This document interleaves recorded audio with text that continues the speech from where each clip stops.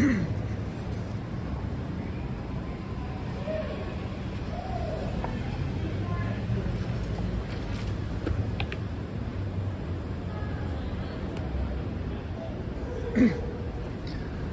right, good afternoon, everybody, and happy Tuesday. I hope you all are having a good start to the week.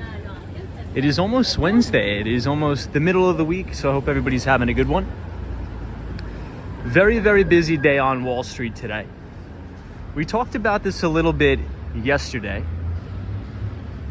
but today was an extremely busy day with the likes of Microsoft, the likes of Google or Alphabet reporting earnings as well. And it was a little bit of a mixed bag. We're going to do a deep dive into these particular earnings reports today. Now, mainly we are going to be focusing on Alphabet's earnings report, ticker symbol GOOGL. Now, I think there were a lot of good things coming out of this report and also a lot of bad things. But I think the bad things we already sort of forecast and we already knew about. So what do I mean by that? Well, we'll talk about that tonight, actually. But just a quick market recap. The S&P 500 was higher on the day again, rallying to our target. So we had a target on the Walks on Wall Street live stream of the 50-day moving average. We are now hitting the target of the 50-day right at 3,859. I would say if the dollar can continue to stay weak or weaken, you know, it's interesting, the Dixie, if you look at the DXY, which is the dollar index, which measures the relative strength of the dollar against a basket of other currencies, we actually pulled back to around 111. And it just so happens that that 111 level on the Dixie coincides right with the 50-day moving average as well. Now, if we take a look at the bond market, we have the 10-year U.S. Treasury yield pulling back a little bit again today, sitting at 4.104%. Now, futures are in the red. I think the S&P 500 E-mini futures are down about 50 points. I think the same thing with the NASDAQ 100, the NQs, that may be down 100 points. But that's to be expected because Google, Alpha, a lot of the particular, I would say, real estate markets that I'm watching. That includes New York City, so the 5 boroughs, Brooklyn, Bronx, Queens, Staten Island, Manhattan, obviously. Going out further east to Nassau and Suffolk County, and then obviously Miami-Dade County and Broward. And we've been talking about a lot of price declines. You know, on Zillow, I've been getting emails almost every day, especially here in the city of Manhattan, for 1-bedroom, 1-bathroom homes or apartments with price declines as much as $50,000 across the board. And this is pretty widespread. So we'll talk about that because we did hear from the S&P CoreLogic Case-Shiller index, or their home index, and we are seeing extreme deceleration across the board as it relates to the prices of single-family homes. So we're still seeing on a year-over-year basis prices rise. But you guys know from watching this stream, the year-over-year number will not keep you ahead of the curve. We want to look for the rate of change or the trajectory of those price increases. And the number one thing that I think, if I could use one word to sum up this report, and that is the S&P CoreLogic Case-Shiller Home Index, that one word would be deceleration. So we'll talk about that. All right, so let's see who we have in the chat, everybody. I want to say what's up to everybody. You know, we're starting the live stream out on ground floor level. The office was packed today, so I didn't want to start in the office and get everybody all upset. So Melissa White, good to see you. Aspillion is here, says yo Tom. Horatio Snipes says, hey, Crypto Guy is here. Good to see you again. Thanks for joining. Always good to see you. My friend Paul Greenwell is in the house. JR Dutchman says, hello, Tom, from Phoenix, Arizona. The one and only British Gray from Tampa, Florida. Love the weather in Tampa. I'll be back in Miami November 1st. We'll talk about that too. Dusty Cole GX72, the one and only Solo 401.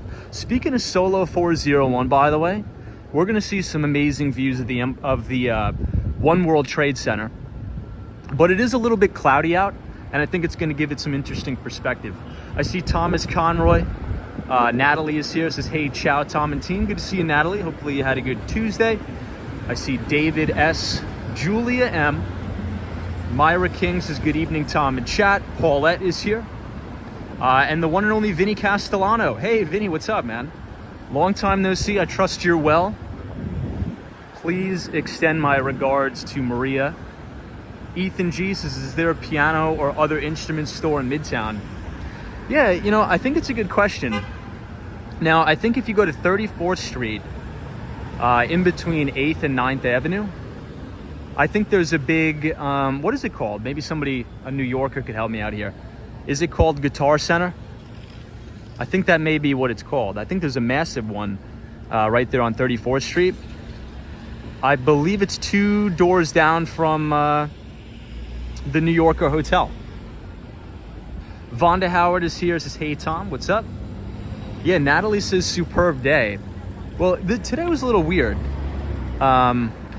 You know, we'll walk down a couple blocks and then we'll head over.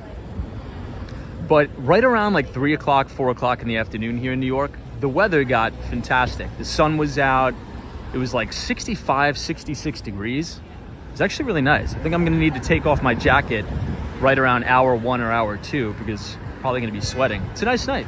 It's pretty good. But good to see you, Natalie. Julia M says, yeah, there's the Guitar Center. Yeah, I knew it was something. Oh, and there's also one at Atlantic Avenue, you said? All right. Hey, Vinny Castellano, happy birthday. Good to see you, my friend. Mike C says there's always the Steinway store. Yeah, that's true. But that's really high rent, as I like to call a lot of high rent district there. You know, some of those Steinway pianos could go for well over $50,000 just for a piano. Now, that location is outside of the Bank of America Tower. We always walk past that. Maybe we'll head up that way today, but right now we're on 14th Street. We're actually headed southbound. This is on the corner of 6th Avenue. But I think tonight we're gonna try to head over to the High Line. We'll see.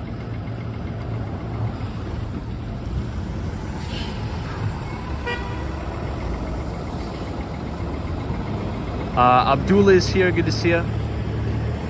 Well, everybody, what we're gonna be talking about tonight is Alphabet's earnings report, or Google, ticker symbol GOOGL. Now, they did miss on both the top and the bottom line, which is unfortunate, but not to make any excuses, but I believe that they were up against extremely hard comps. Now, if we think about Q3 of 2021, what was going on in Q3 of 2021? Okay, extreme monetary and fiscal stimulus across the board. Businesses and organizations were spending heavily. There was a massive IPO, or initial public offering, boom. And it seems like a lot of businesses were ratcheting up their marketing budgets.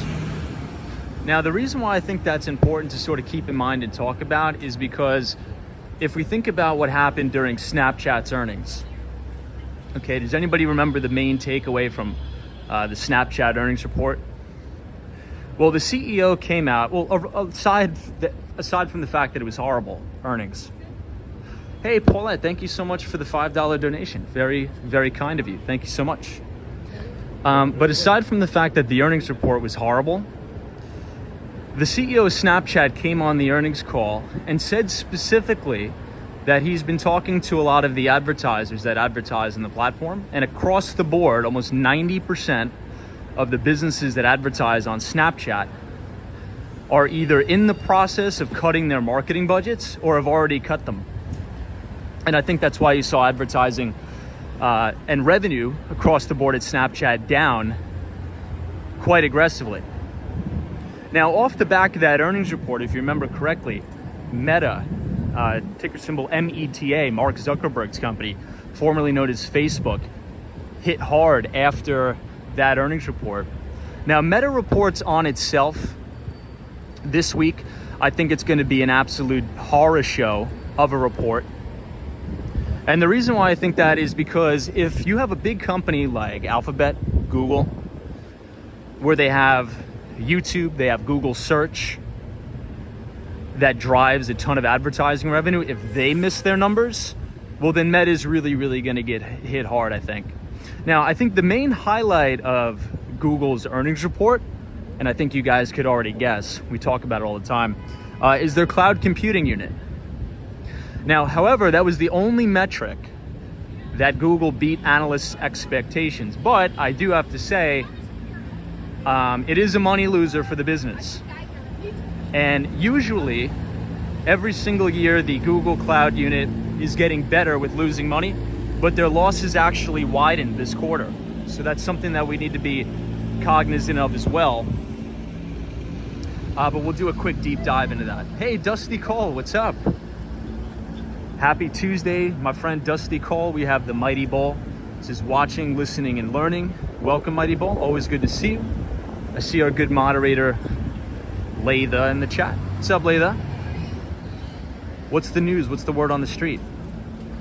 GX72 says tomorrow. Yeah. So GX72, in your view, what do you think? Are you expecting a good report from Meta? Is he going to surprise everybody, or do you think they're going to get hammered and advertising dollars are going to be down? You know, I think it may have been Teresa Diaz sent me an interesting article on Twitter, and the article was hold on, let's cross here. Actually, there's usually some nefarious characters under the scaffolding over here, so might as well cross to avoid. But I think it was Teresa Diaz that sent me a really good article over Twitter, and the article was, well, I guess you can consider it rumors, but I guess it's really not, because it came out of Palmer Luckey's mouth.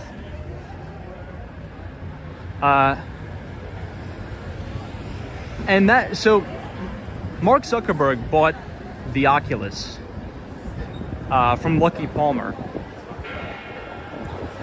And let's just say he's not too enthusiastic about what Mark Zuckerberg is building as it relates to the metaverse. To use his words and not mine, he says it's not fun. Now, I will be sort of transparent here. I've never really tried out Facebook's headset. I've never tried out whatever he's building over there, the metaverse. I'm not sure, maybe some of you have, but you know, if you have a big industry titan like that, who's pretty much considered the king of VR, virtual reality, telling you that he's not too enthusiastic about what Mark Zuckerberg is building, I don't know, it doesn't look too good. But then again, I'm not an expert. So what are your thoughts there? Maybe if Teresa Diaz is watching, maybe you could put that article in the chat. I think it'd be good for everybody else to look at that and check it out. Hey, Sparks Carnival, says Tom, I think Meta will get hammered. Apple raising prices on music and Apple Plus streaming and adding more ads to their app store. I think Apple will do well, Meta will not. Yeah, so Sparks Carnival, that's interesting you mentioned that. I saw that too. Does anybody know the exact price increase of Apple Music? Now, I will tell you, I do have Apple Music, but I don't think I pay for it. Well, okay, that's stupid. I shouldn't say that. Well, I technically do pay for it, but I believe it's bundled into my cell phone plan, I think. So I have Verizon, and you have an option, right? With an unlimited data plan. I don't even know what plan I have. I think I pay like $100 a month. I gotta look. But you can pick either, I think, Apple Music for free or HBO. And I don't really watch TV. So I think I get Apple Music for free with my cell phone plan. Now, I'm sure a lot of people also have that possible setup. So David S says it went to $10.99 just for the Apple Music. Wow, I'm actually really bullish on that. You know, it's interesting. I remember back in 2013 and 2014, Wall Street would refuse to assign a software valuation to Apple, right? They just thought about it as a traditional hardware business for phones. But if you think about all the services that Apple offers, you know, just look at the cloud, iCloud unit. I think I pay about 99 cents. I think it may be $2.99, I forget. I don't know if I get the 50 gigabytes. I gotta look. I'll tell you guys later. But imagine all of the people that are out there that have iPhones. Okay, even if you have a 256 gig iPhone, I could almost guarantee that you're probably using well over 256 gigs, especially if you're taking a lot of videos, photos. So Apple makes a lot of money off of the storage and the services.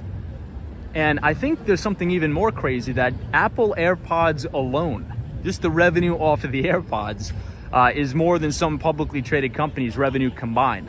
It's kind of weird. So look, I mean, the demographic that Apple tends to pertain to tends to be more of a high, I would say, target customer. They tend to, maybe make more money, higher up on the socioeconomic ladder.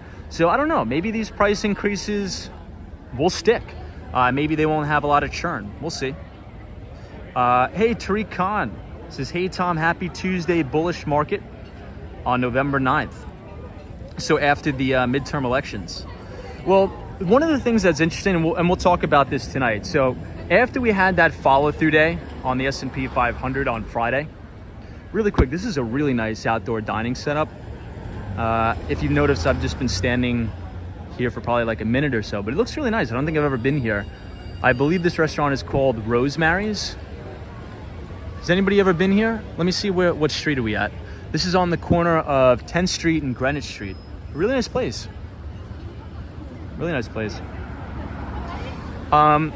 So after we had that follow-through day in the market on Friday, now I think officially we had the S&P and we had the NASDAQ achieve a follow-through day on Friday. And I said, look, after this followed-through day, we are pretty extended to the downside in the bond market. So the 10-year U.S. Treasury, the bond, not the yield, is getting pounded, right? And if we think about the correlation between yields and bonds, as bond prices get decimated, yields go up.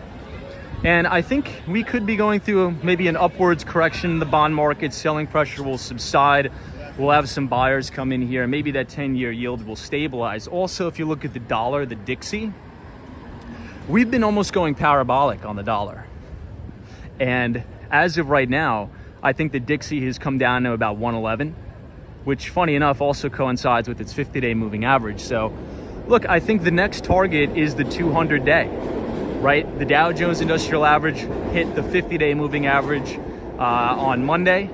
The S&P 500 rallied to its 50-day moving average today. The NASDAQ is about a couple points away from it. I think futures are deep in the red tonight because we had two horrible earnings reports by Microsoft and Alphabet. But I think overall, if we can have the dollar weaken here and treasury yields come down, maybe this rally will be sustained. But, earnings trumps all, and Microsoft beat expectations, but they're down about 6% after hours. I didn't have enough time to join that conference call or even look through the earnings. I was so busy today, but I did have a chance to do a little bit of a dive through Alphabet or Google. Hey, Andre Almar, good to see you. Kerry Wallen says, hey, Tom, checking in from Canada. Hey, we have a lot of Canadian viewers. Well, thank you for watching. What part of Canada? Gene Guy says, hey, Tom, from Montreal, good to see you. JR is here. Hey, we have photos from around New York. Photos, quick question for you. Have you ever been to the restaurant on the end of the block here? I forget what it was called, but if you rewind the stream, maybe about a minute, it was something, Mary something, I forget. It looked really nice. Wondering if you've ever been there. I know you are always making your rounds around New York, so. This restaurant looks nice too, on the corner of Perry Street. Okay, so Kerry Wallen says Edmonton, Alberta, Canada. Very cool. Mike C says, hey Tom, Microsoft had lower cloud revenue than expected. Yeah, so I think the only thing or the only metric that Alphabet beat on or Google beat on was their Google Cloud. So let's quickly dive in. I think we got enough people here. So on an EPS basis or earnings per share basis, Google had a big miss. okay, coming in at $1.06. Wall Street analysts were expecting $1.25 of EPS. They also missed on revenue estimates. Total revenue at Google coming in at $69 billion. Analysts on Wall Street were expecting $70 billion. Now, YouTube advertising revenue also missed, which was a surprise to me. That actually did surprise me. But we'll sort of unpack that and maybe try to think of reasons why they potentially missed. So YouTube advertising revenue came in at $7 billion even. Wall Street analysts were expecting $7.42 billion. So a pretty sizable miss there. But then again, not to make excuses for Alphabet, we do have to understand that in Q3 of 2021, I mean, that was like a blowout quarter across the board, not even just to tech companies, but on Wall Street too, at the major investment banks. I mean, think about what was going on in 2021 as we were emerging from the pandemic. We had stimulus money sloshing around. We had artificially suppressed rates. Now, keep in mind, the Federal Reserve didn't really start to do these 75 basis point rate hikes until June. So easy money was flowing. We had stock markets near all-time record highs. We had a lot of these startups spending tons of money on marketing. Their marketing budgets ballooned. So for an advertising business like YouTube, right? I'm sure many of you, before you clicked on this video, it served you up an advertisement. So it's normal to see some deceleration here. Now, I'm not trying to make excuses, but I think it's warranted. I mean, we're up against really, really tough comps. It's so cloudy in Manhattan that you can't even see Midtown. Usually you could see all the buildings in Times Square, but the fog is so thick you can't see anything. Crazy. Oh, that's right. So Sparks Carnival says, Tom, Spotify is down 7%, bad earnings. What particularly about it was so horrible? Again, I was so busy today. I picked one company. I'm like, all right, I'm going to do a deep dive into Alphabet. And then when I get home tonight, I'm going to do a deep dive into Microsoft. But what happened to Spotify? Did they miss big on revenue, I'm assuming? Sam Oliver says, Tom, does the VIX play into your decision? Yes. The VIX plays into my long thesis or short thesis very, very much. Now, the VIX, I think, is down below 30. So we have the VIX coming down. We have that 10-year U.S. Treasury yield coming down. We have the dollar coming down. And then we had this equity rally. But, I mean, I don't know. Could we see a reversal tomorrow off the back of these horrible earnings reports from Alphabet and Microsoft? I think so. Now, here's the main reason why I think that. And we sort of reviewed this yesterday.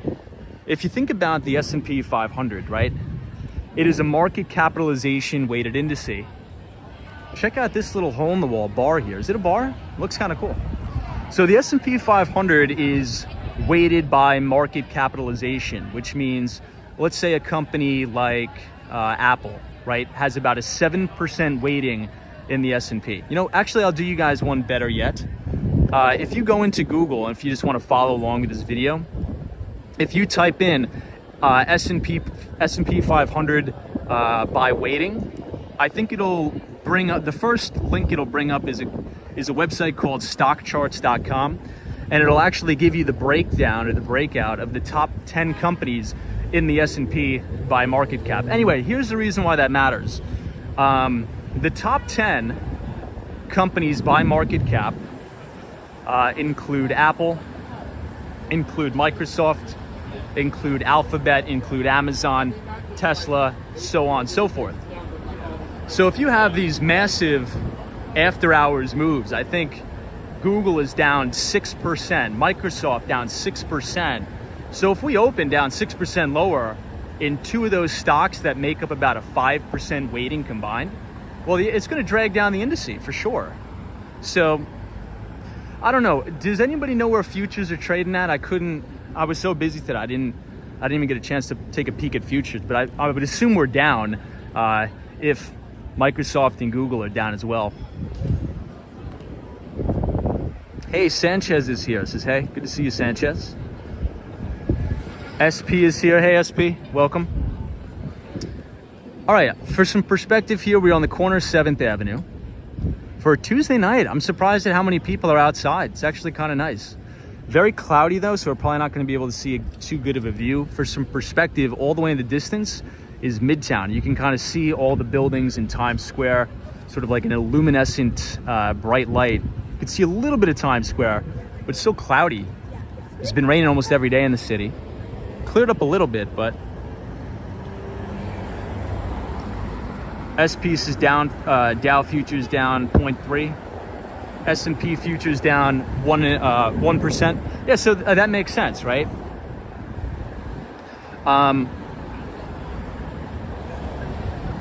So one of my good friends, oh, here's a Tesla taxi. Anybody's ever taken one of these before? These Revel taxis? I gotta take one. You guys know I'm obsessed with Teslas. Got yours. His last week was bank earnings and they were good. This week, tech heavy and all bad. Shows how overvalued tech has been. Yeah, I mean, I think you make a good point, but I wouldn't go as far as to say that bank earnings were good. Now, I think for the circumstance and for the environment, it was good, right? So if you think about what the environment we're in, high inflation, high interest rates, recession, right? 2 consecutive quarters of negative GDP growth, and for those banks to still pull out a pretty decent earnings report, I would agree in that aspect. But the main sort of, I would say, headwind that a lot of these investment banks, if you talk about Goldman Sachs, if you talk about Morgan Stanley, Bank of America, where it was really difficult for them in Q3 was the sheer lack of investment banking fee income, and a huge fall off in initial public offerings, right? So IPO activity is down about 99% year over year. And that is the bread and butter, for lack of a better word, for a lot of these banks. So if we look at a net income basis, so net income across the board at all the major banks, you talk about Wells Fargo, Morgan Stanley, Goldman Sachs, I think almost every single bank was down about 40%. So net income down about 40% year over year. Again, not Armageddon, but if you look at those numbers at face value, you would think, it's the end of the world. But again, we're going up against very, very strong comps. But you're right. You're 100% right. Denise NYC is here. Hey, Denise. Says good evening, everybody. Terry Kessler says stop being rude. 2 Explores Videos says hello all. Resumes says hey, good to see you. Austin City Limits, welcome. Dirk Diggler says I would give anything to live in Greenwich Village. Thanks for being here. Yeah, Greenwich Village is fantastic. Very alive and happening place. So I think the one word to summarize Google's earnings report would be deceleration or decelerating revenue. So check this out. Revenue was up 6% year over year. Now, you may be thinking to yourself, that's pretty good. On a year over year basis, a company like Alphabet, revenue being up 6% year over year, it's pretty good. Well, again, what did we just talk about comps or the comparables? Well, comparing to this time last year, revenue was up 41%. So in Q3 of 2021, revenue was up 41%. We've decelerated all the way to 6%. But again, totally different economic environment, totally different interest rate environment, and just totally different investor sentiment too. I mean, think about the animal spirits. Now, I'll give you guys a quick recommendation for a podcast that I like. I really like this podcast. It's called The Compound. Has anybody ever heard of it? So these 2 guys, I think they're on CNBC a lot too. Good personalities. It's funny. I watch it sometimes. But they use the term animal spirits. I kind of like that term. Anyway, so if you just think about the sentiment between everybody this time last year, totally different environment. So, was it a bad report? Was it to be expected? To me, it was to be expected, but at the end of the day from some other people, you know, that may not have been following the market too much, then I know, maybe pretty obvious. Dan Zhang says, yes, I've been a fan of theirs for a long time. Yeah, they have a great podcast, really good podcast. Now, one of the reasons why I like, ooh, this guy's cutting it close here. One of the reasons why I like the compound more than a lot of the others, hold on a second.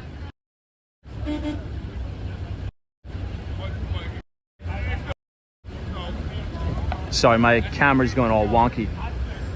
Now, one of the reasons why I like the Compounds podcast more than a lot of the others is because they kind of do like the live streaming that we do. I mean, they don't walk around the city.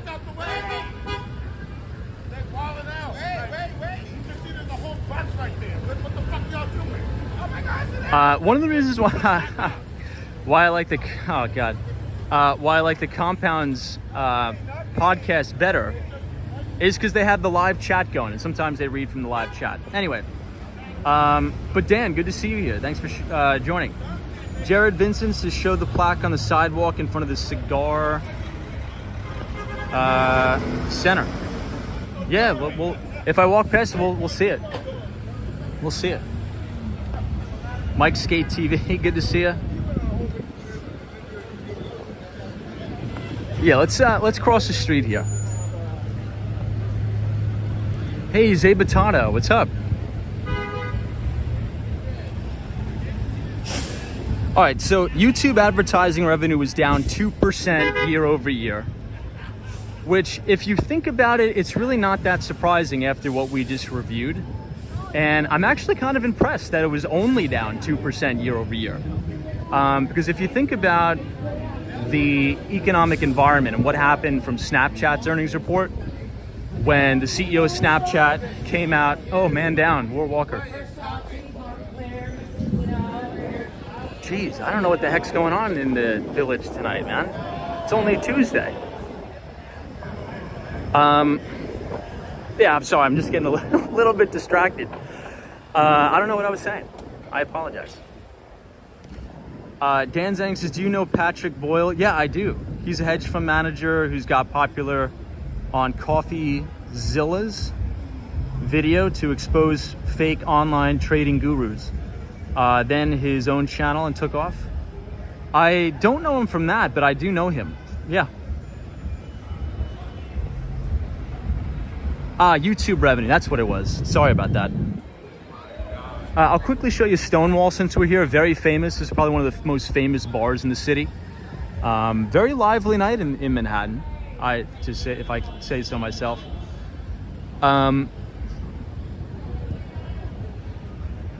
So YouTube revenue is down 2% year over year.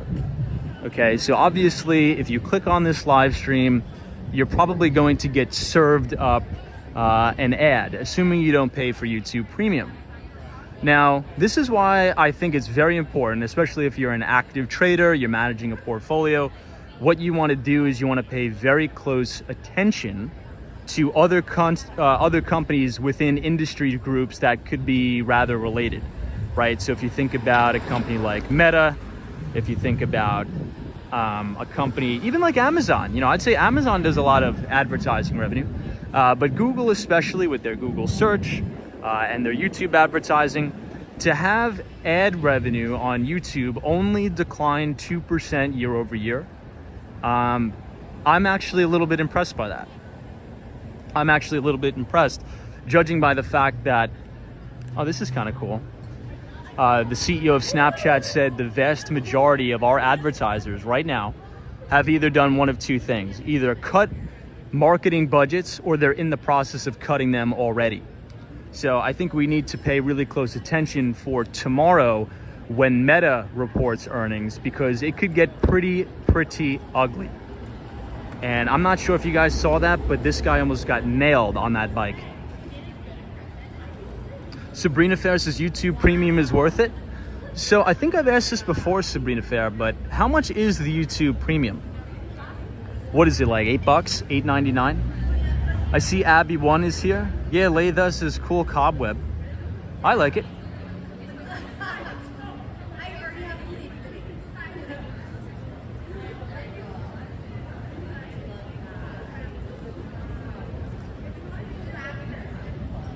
So resume says I signed up for the newsletter, but I didn't get a confirmation yet.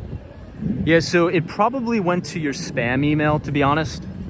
And I'm working through a lot of those kinks. I'm actually in the process of migrating to Substack from Review. So Twitter actually acquired Review, which is like an email marketing platform for newsletters. So I think I'm gonna have to do a migration, but check your spam filter for that.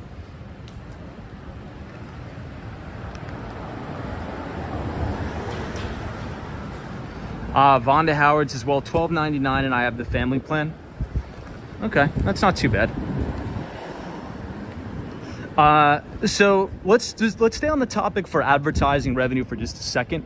So Alphabet reported total advertising revenue. Okay, so this includes the likes of YouTube advertising. You could think about their Google search advertising, right?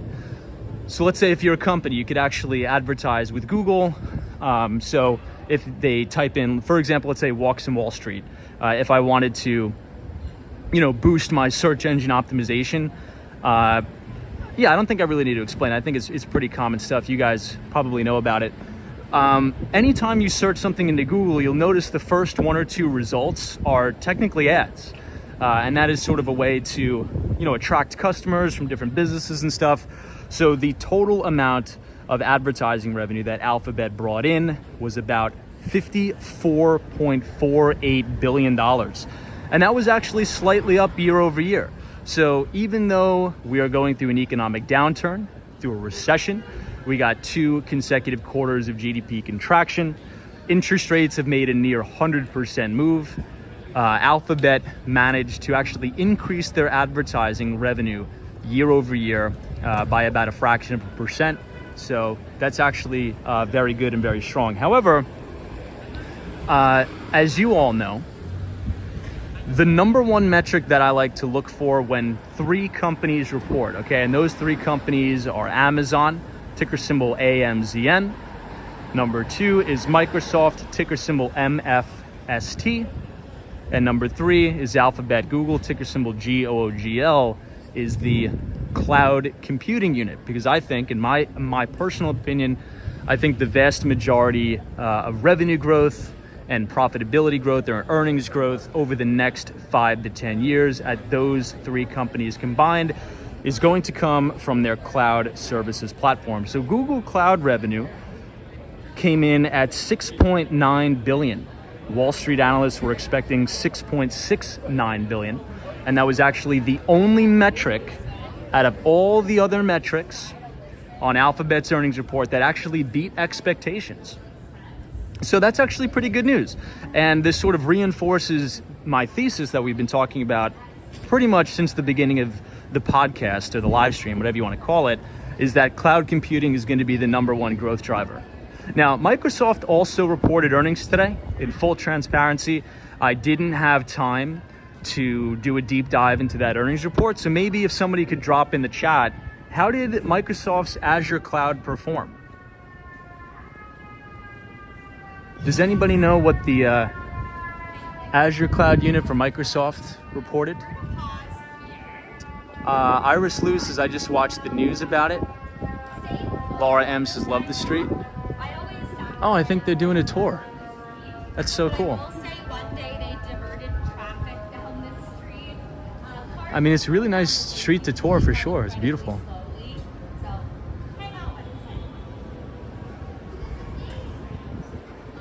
I didn't know they do tours here. That's really cool. Did anybody know that they give guided tours down here? Hey, Wanye Cass says, good evening, Tom. How are you? I'm doing really good. Andre Almar says, Tom, the only tech sector you are bullish is cybersecurity? No, I mean, I'm definitely bullish cybersecurity, but if you're talking about like individual investments, we're in a bear market. So I think we just need to account for that. Mike C says, what she's saying. Well, this is Gay Street. Now, I don't really know all the history about the street, but I just know it's a beautiful neighborhood. You got Joe Coffee on the side of the corner here. It's actually a good coffee shop. Now, there's many Joes all across the city. The one that I usually go to that's closest to me is right near NYU. Surprisingly close to NYU Stern. right? We talk about Professor DeModeran, Dean of Valuation. But it's cool. It's a different, I'm glad we're down in the Village tonight because usually we're in Midtown, and I mean, even though I work in Midtown, it just kind of gets old. You guys feel that sometimes? Like Midtown gets a little bit old? I'm nothing to knock Midtown, but I mean, just kind of gets old. Ooh, I saw probably the comment of the night. Hold on. So this is very important. Let me see. Yeah, Got Yours says, I was shocked that their YouTube revenue was down. Yeah, I was shocked too. But overall advertising revenue was up. JR says, Tom, didn't you say historically after midterms and to split up government markets went up? Yeah, so that is the consensus, and that is what the data shows. Now, I think if I remember correctly, September is by far the worst month for equity returns. So for stock market performance, September is the worst month. Okay, in October, November, and December, in October, the average return for the S&P 500 is about 0.5% or 0.5%. The average return of the S&P 500 for November is 0.6%, and December, the average returns going into the year end for the S&P 500, and this is going back to I think 1929, by the way. The average return for the S&P is 1.4%. Now, there's probably a couple reasons for that, especially as we talk about December. December, there's a lot of window dressing. I'm not sure if anybody knows that terminology. And also the Santa Claus rally. But after midterm elections, I think there's only been 3 times since, I'm trying to think of the year. I think it may be I don't want to get the year wrong. But here's the statistic, and we reviewed this on prior streams. I'm just blanking on the year. But I think it's since we've done midterm elections in this country, there's only been 3 years that the 12 months after midterms have been negative for stock market performance. Only 3 years. So the odds are in our favor, especially if you have something that's called a quote-unquote red wave. Now, again, not to get political, but there's some data coming out of Tom Lee's Fundstrat research company, his equity research company. And he says that the stock market tends to perform the best when there's a Democrat in office, which would be President Joe Biden, and when both houses of Congress are controlled by the Republicans. And to sort of speculate why that may be, well, Wall Street doesn't really like government being efficient. They want a gridlock because they don't want any new laws, new rules, new regulations being passed, because now they could have some clarity after midterms and start to redeploy capital where they see fit. But yeah, it's a good point. Dark Horse says hello. This is the first 2 quarters of 2023 will be horrific. We will have a small rally, but next year it is coming. This is Dark Horse. Good to see you, Dark Horse. So we are on the corner of Grove Street now, everybody. Let me scroll up to the top because I did see a comment that was the comment of the night so far. So Sparks Carnival says Microsoft shares slipped 2.7% after Microsoft reported weaker than expected cloud revenue in its last quarterly results, despite otherwise beating earnings and revenue forecasts. I'm gonna have to do a little bit of a deeper dive into that, but thank you for sharing that. Jovak, this is the comment of the night so far. It says Alphabet added 37,000 employees since last year. So that's the comment of the night, and that's the main point that I wanted to hit on. So thank you for reminding me of that. Now, does anybody want to take a guess? I think this will be fun to sort of do a quick poll in the chat. Now, without Googling it, does anybody know what the total employee count is at Google? Does anybody want to take a stab at it? I'll give you guys some time to respond. Whoever gets it right, if you ever see me in New York, I'll buy a coffee or something like that. But could anybody take a stab at it? How many employees do you think Alphabet has? This is no idea. Close. Derek says, hey Tom, hope your week is going well. 100,000, no, but that's close. Mike C, 250,000, close. Loris is 125,000. That is also close. No, so the total employee count at Alphabet is 186,779. That's up from 150,028 employees this time last year. So my question is, what are all these employees doing, right? Now, not to sound ignorant, but I mean, if there's really no new products and services coming out of Alphabet or coming out of Google, and you have 186,779 employees, like, I mean, where's the R&D? What is the R&D going into? Now, obviously, you know I'm very bullish on cloud computing, AI, and Google has done a lot of acquisitions of some very, very, I would say, notable AI companies such as DeepMind and the like. But I think that's a little excessive, you know, to add 36,751 employees. I think that's a little bit bloated. Now, that's just me. Iris Luce is maybe doing R&D on Google Maps. I mean, do you need 35,000 extra employees to run Google Maps? Maybe. Who knows? Maybe. MSK is spending a lot on quantum computing. Well, if you guys, I forgot to put the link in the Nightbot for Google's Q3 investor deck. Now, if you guys want to go on Google and go to the investor relations page for Alphabet, look at their line item of research and development. Could anybody maybe find what the R&D spend for last quarter was? Bob S. is, could they be improving Google Earth? Maybe. Sabrina Fair is here, welcome. Yeah, factor in the Pareto distribution, so much wasted effort. Dan Zhang says that makes me wonder the efficiency of the company when you have 186,000 employees. Well, I think it's about bureaucracy. So I'll give you guys a little bit of insight from my experience working in tech at some of the, one of the jobs I held was at one of the largest telecom or telcos in the United States. And in my experience, now again, I want to just sort of set the tone here. I'm not bashing Alphabet or Google and saying that their employees do nothing. They hire some of the smartest, most educated people on the planet work at Google, okay? So that's not what I'm trying to do. I'm just trying to respectfully question, do we think it was necessary to hire 35,000 people? I'm not saying this to slander anybody that works there. The people that work at Alphabet and Google are quite literally some of the most educated and smartest people on planet Earth. So I just wanted to set that tone. Okay, now, for some perspective here from my experience, here's what, from working in a big organization and dealing with corporate bureaucracy in tech, a lot of management, especially middle management, or let's say if you're placed on like a special team, let's say if you are on a team that is developing products for healthcare or something like that, or selling into healthcare. The managers think that, sometimes, not all instances, they could sort of justify their orgs if they just expand at all costs. Does that sort of make sense? So if you have a manager that is just hiring and hiring and hiring people, and they're like, look, we have a team of 25 people and growing, it sort of just gives maybe a justification for that particular team so they don't wind that team down.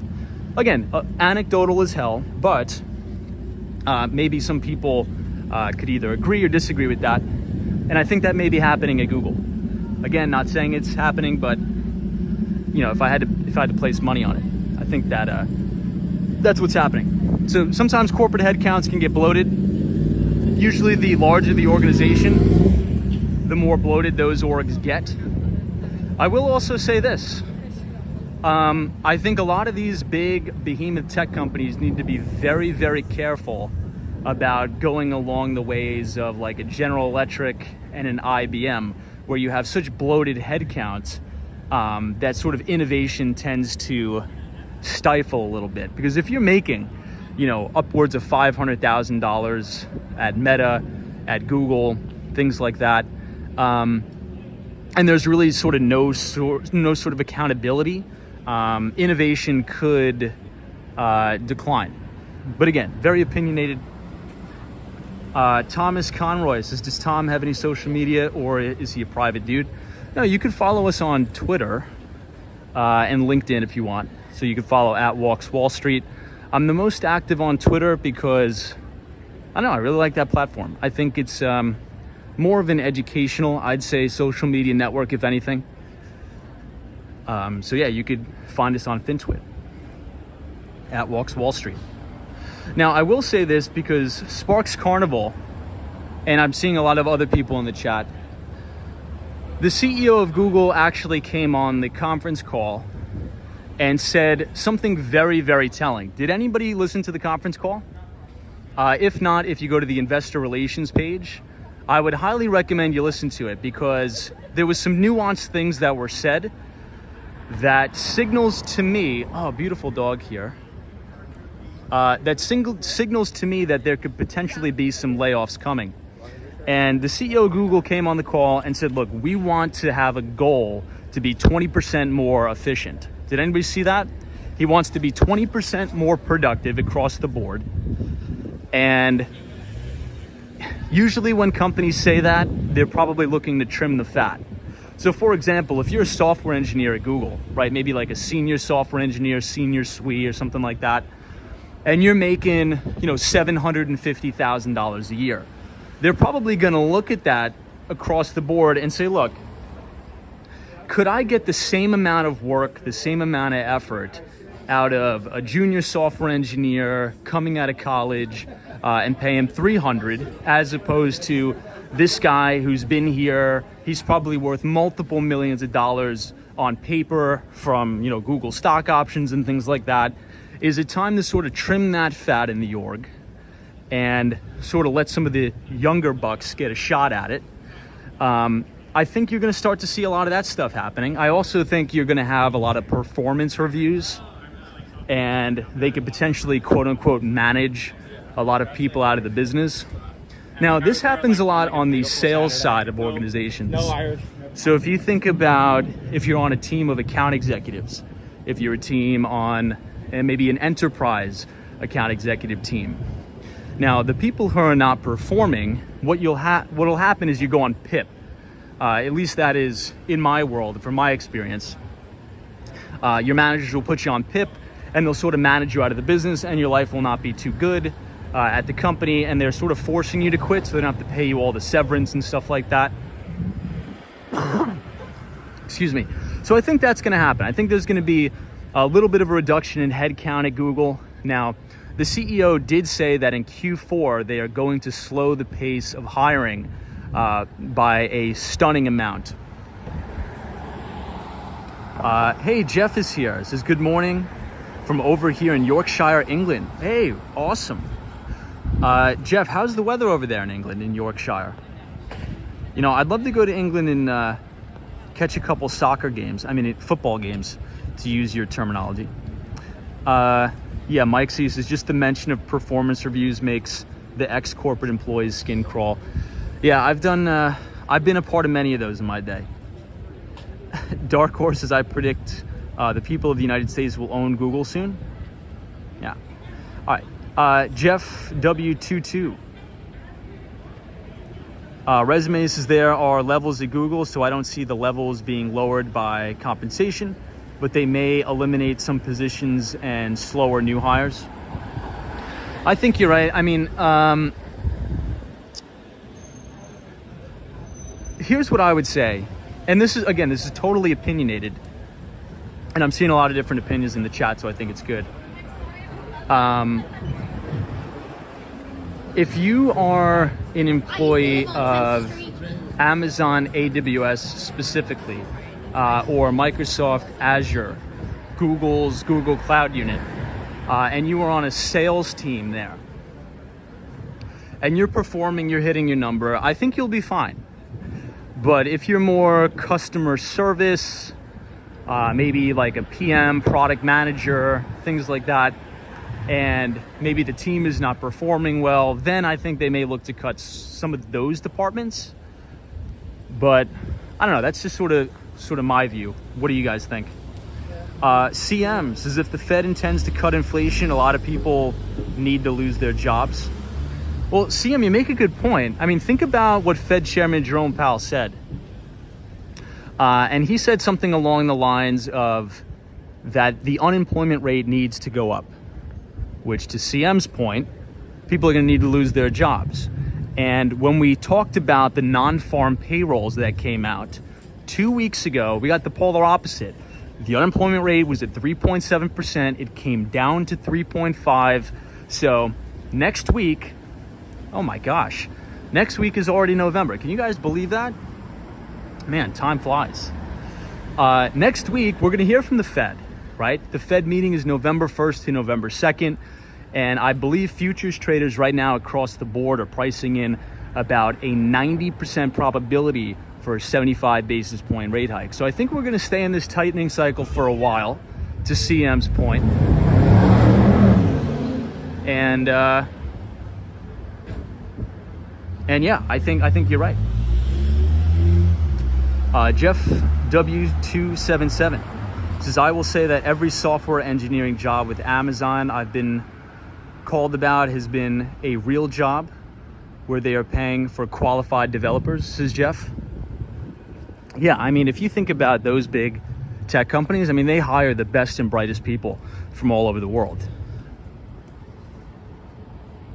I think where it gets a little bit cloudy and kludgy are some of like the PMs and things like that. But thank you for that insight. Loopsy, good to see you.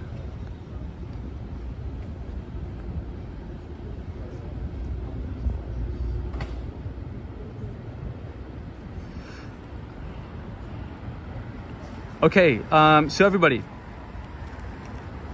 So we pretty much covered Alphabet's earnings report. We sort of beat that like a dead horse. So that was good.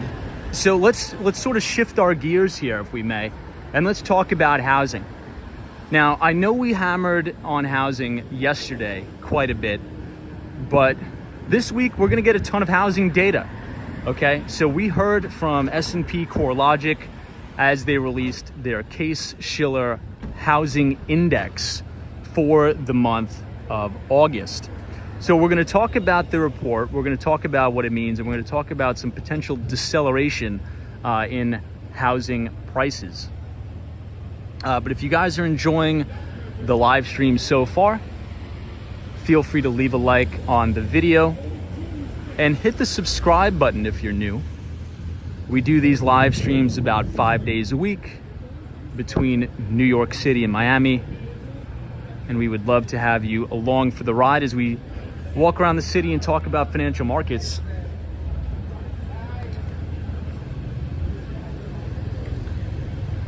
Look at this liquor sign here. Original, I kind of like it. All right, so the S&P CoreLogic Case-Shiller Home Price Index showed that prices were rising 13% year over year in August. So from August 2021 to August of 2022, home prices went up on a year over year basis of about 13%. So if you were to look at that report at face value and only look at the year over year numbers, as opposed to the month over month trajectory, you may get a little bit of a skewed idea of the health of the housing market. So I'll give you a couple examples, and I think it's very important to pay attention to. Because if you think about the Purchasing Managers Index, okay, I'm going to give you an example about the PMIs. So on the first business day of every single month, you have the Institute for Supply Management release their PMI numbers. Now, a reading over 50 signals expansion in the manufacturing sector of the US economy, and a reading below 50 signals contraction in the manufacturing sector of the US economy. However, what's more important, check out these cool looking pumpkins here. What's more important than that is the trajectory of those numbers. So the S&P 500 put in a top, its all-time record high, I believe on January 4th of 2022. And if you look at the trajectory of the PMIs, we started to roll over in November. Whoa, that's a huge dog. You guys see that thing? It looks like a horse. Doesn't even look like a dog. That thing is the coolest dog I've ever seen so far. That thing is massive. So what I want you guys to do, if you want to look at the Institute for Supply Management PMIs, chart it on an Excel spreadsheet, and that'll show you the business cycle in real time. And it'll give you a more real-time trajectory of what's going on, and it's a pretty good proxy for where the S&P 500 is going to go. And I think you should read the Case-Shiller Home Index the exact same way. So if you were to look at this report and say, oh, that's great, housing prices are up 13% year over year, well, you didn't look at the numbers prior to that. And so I'll give you sort of an example as we watch this pickup soccer game here, because I'm a huge fan of soccer. Now, the interesting thing is that last month, so the July numbers, home prices were up 15.6%. So in July, home prices were up 15.6% year over year. And in August, they were only up 13%. Now, that's a huge, steep slope of deceleration. So much so, if you think about sort of the delta there, that's about 2.6 percentage points of deceleration, the largest in history since the index came about in 1987. So last night on the live stream, one of the things we talked about is sort of my bootleg makeshift Zillow algorithm. And I think that everybody should be doing this too. Wow, check this out. Look at how beautiful all of the graffiti is on this building. Hey, Ed T is here. Says, I don't mind to keep buying at the low, so come back down some more. Says Ed T. Can't argue with that. Western Slope Transparency says, I have a 90-pound deaf white boxer. Whoa, 90-pound dog. That's insane, dude. Golden's Dawn is here. Welcome. CM says Argentina is a mess, but people still voting for very corrupt politicians. Yeah, unfortunately, there's a lot of inflation in Argentina. Unfortunately.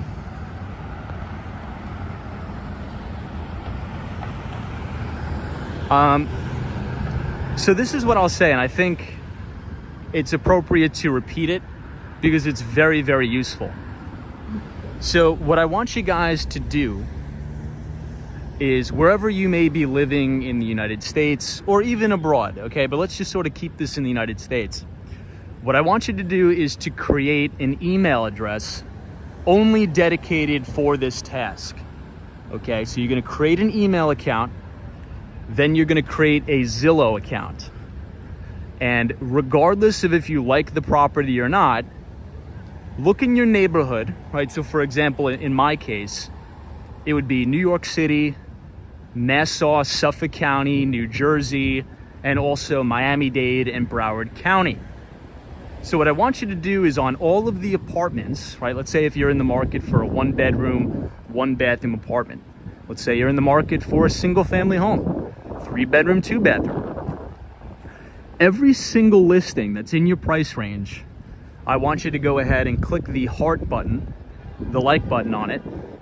And what that will do is you will automatically be signed up to get an email anytime there's a change to the listing, such as a price increase, a price decrease, when the home goes under contract. And you're gonna be able to get these emails and they're gonna start coming in really, really fast. And that's why you don't wanna put it in your personal email. And it almost sort of creates a real-time algorithm so you could see the trajectory of the pricing in the housing market. So what we reviewed on last night's live stream is that across the board here in New York, prices are coming down. You know, you really won't read articles yet that prices are coming down because usually the mainstream media is a little bit behind the curve. So when you really start seeing it in the numbers, that is when the mainstream media will report it. But these prices are already coming down, and they're coming down big time. So on a 1-bedroom, 1-bathroom home, Actually, let me share some of the addresses with you.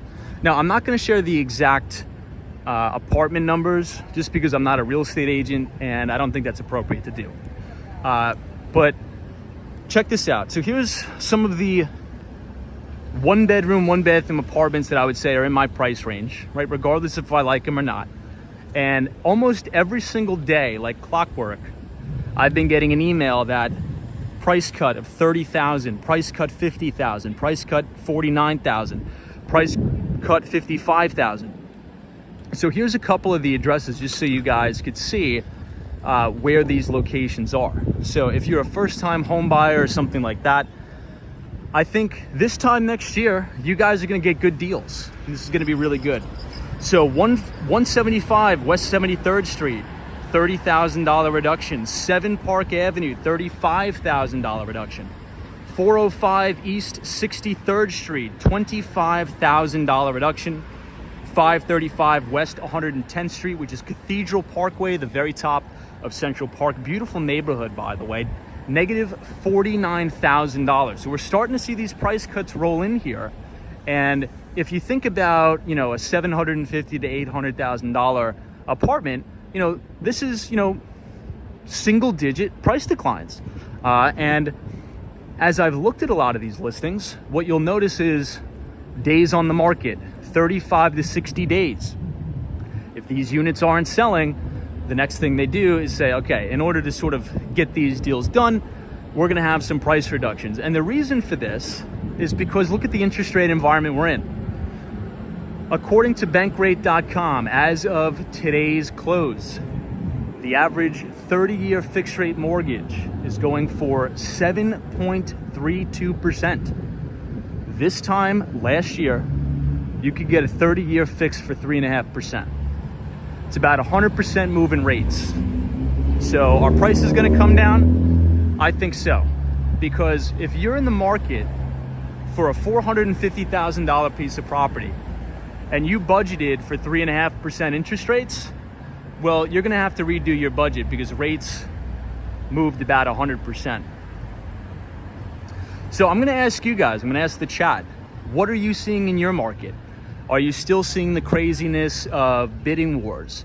Are you seeing things settle down a little bit? Are you seeing homes in your neighborhood sit on the market for longer than they did last year? Sort of what is the perspective from your side? I would love to know. JR, good to see you.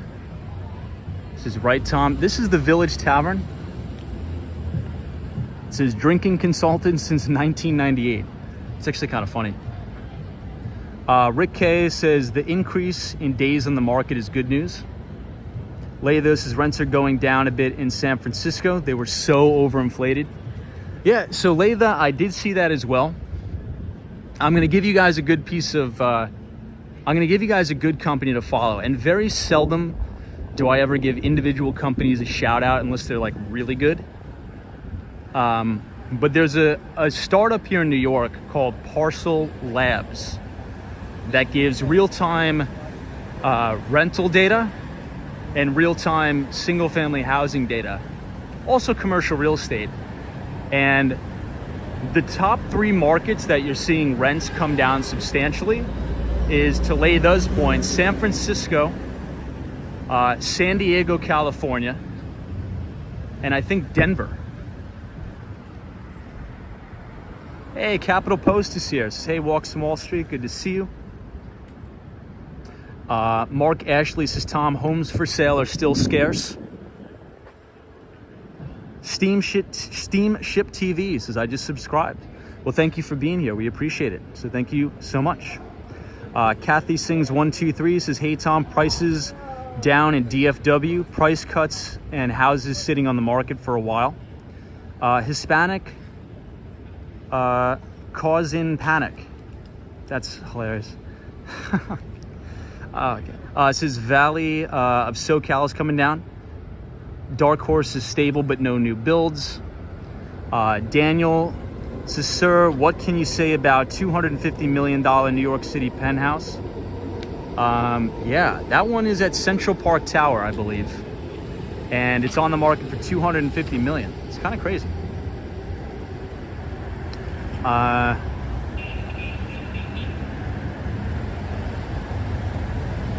Beatrice says, I'm not seeing cuts here yet in Southern California.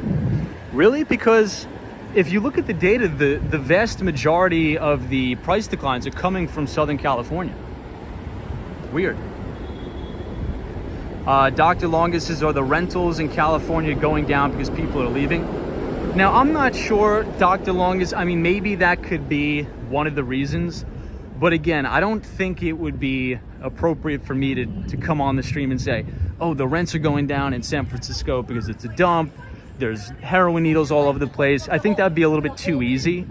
That's what we're hearing in the media, but I've never been there. So I don't want to sort of speak on the deterioration of the city if I've never personally been there. Now, I'll leave that up to people that maybe are from San Francisco, but my only experience with it, I had a friend who lived in San Francisco, but the reason why he moved away from San Francisco during the pandemic is because he just had a kid and he wanted more space. So he moved to San Diego and he bought a house. OF says it's because of the cost of living.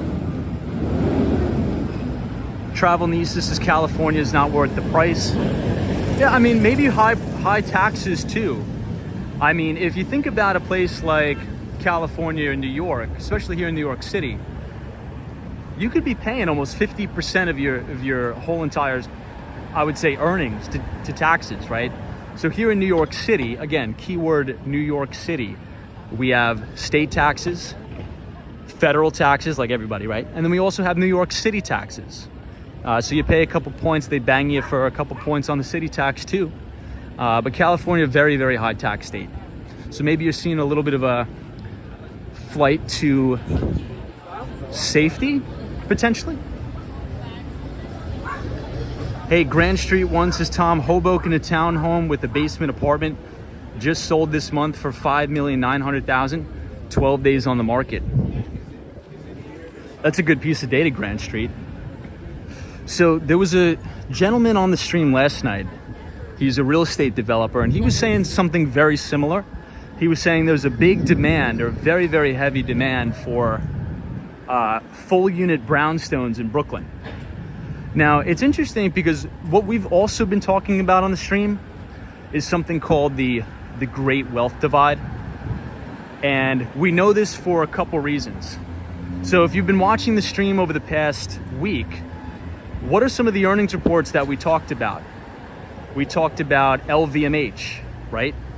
LVMH Moet Hennessy. Fantastic blue earnings out. A lot of the luxury brands, if you think about Hermes, they actually announced that they're raising prices across the board by about 5 to 10%, and demand is so strong, posting double-digit revenue increases. So that's probably not a rate-sensitive environment, right? If somebody could afford to buy, a $6 million townhome in Hoboken, New Jersey, or Brooklyn, these people are probably ultra high net worth, and they're just probably doing a cash deal. Now, I don't know if it was a cash deal or not, but they're probably not rate sensitive customers. But thank you for that. That's interesting. Edson is here, says, hey Tom, what's up, guy? Good to see you, Edson.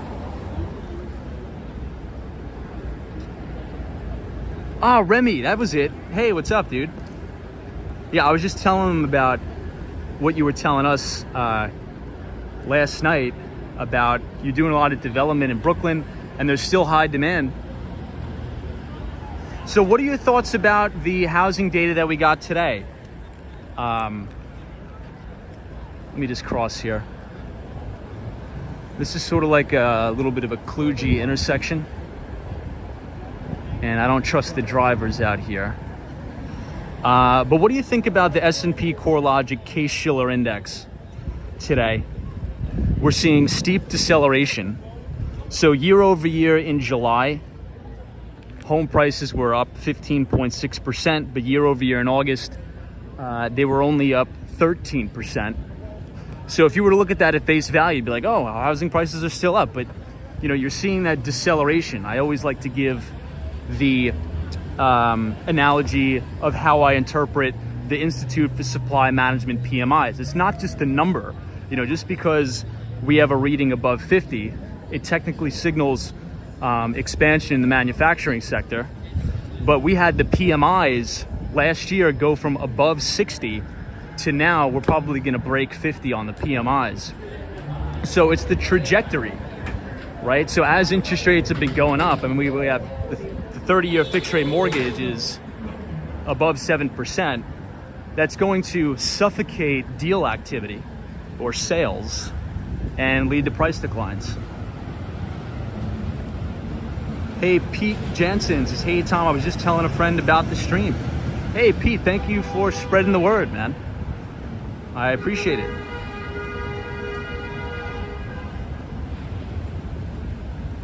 Peace is cash deal.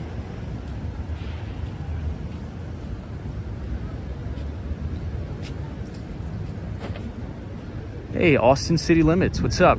So let's head back uptown. This is 10th Street. I gotta go back to 34th.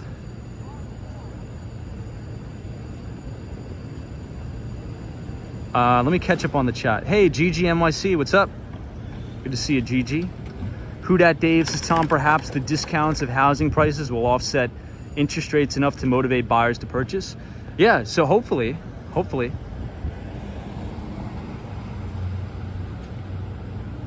Mr. Remy says the rate of deflation is declining.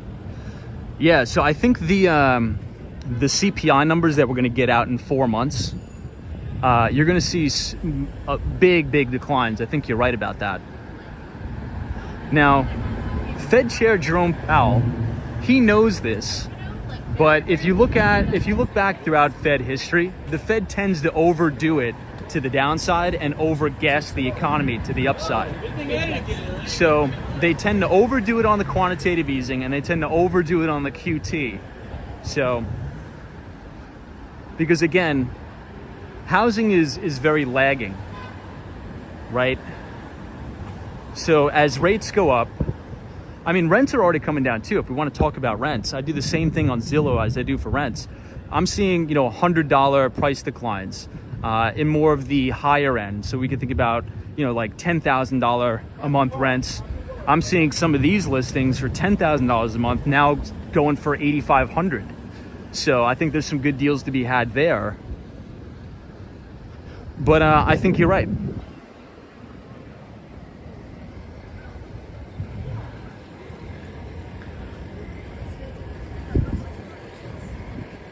I think it's starting to rain, and I left the umbrella. Dang it. OF says the supply of housing is tight. So that is true. That is true. Not to sound like too much of a bear, I'll sort of give both sides, but I believe there's about 3.5 months worth of supply on the market right now in the single family housing market. Now, supposedly, according to all the experts, there needs to be about 6.5 months of supply to reach like an equilibrium or a balance between buyers and sellers.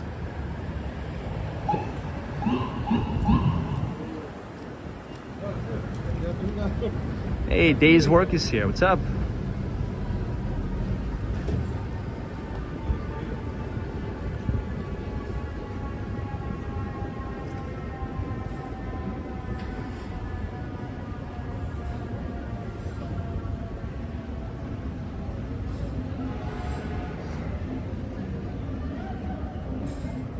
Hey, Melissa White says, hey, Tom, I just tuned in.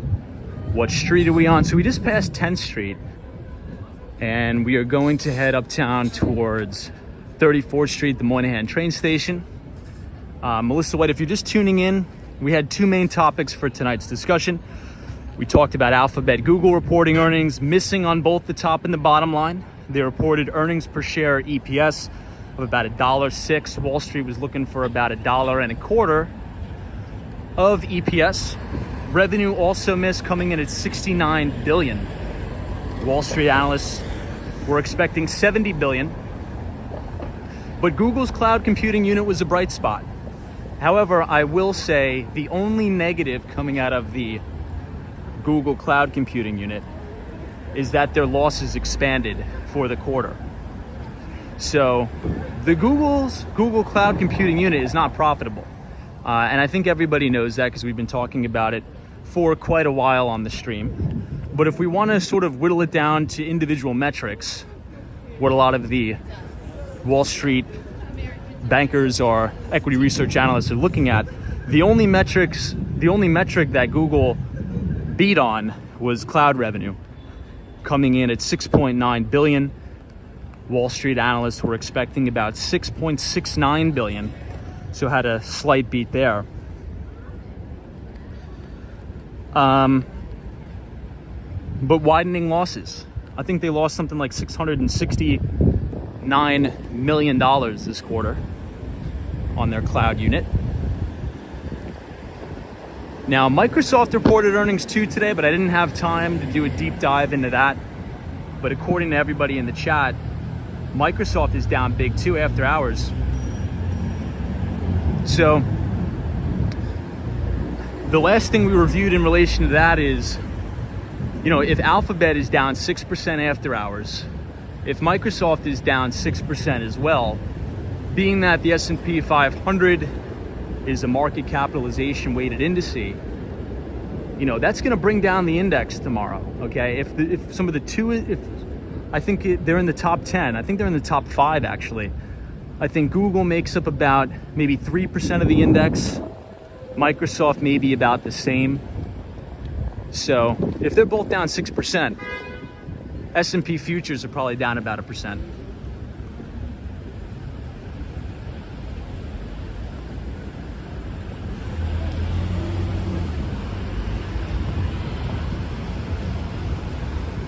So we're right on the corner of East 13th Street.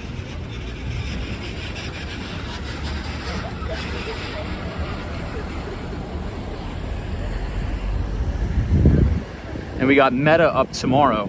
They report earnings. That's probably going to be a horror show.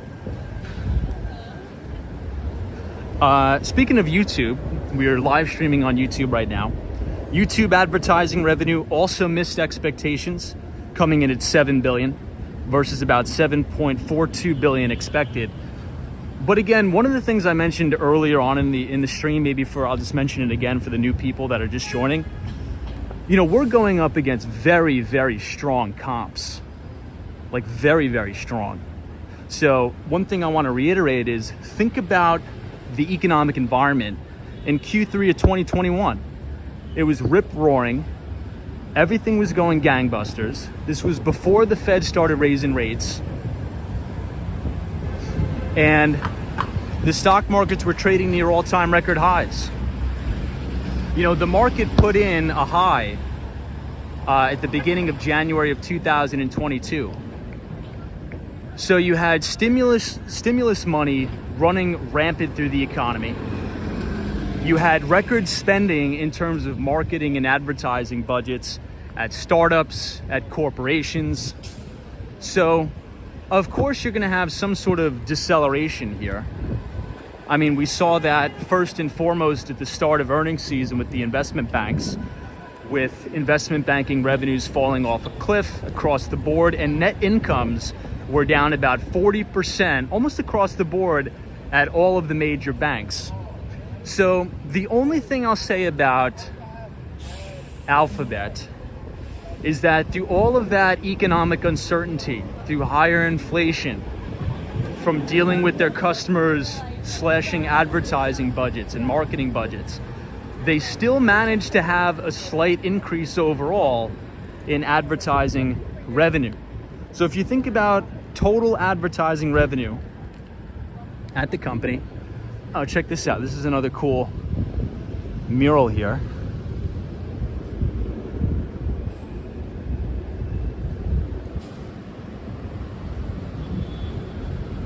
Anyway, if you talk about total advertising revenue at Google or Alphabet, came in at about $54.48 billion.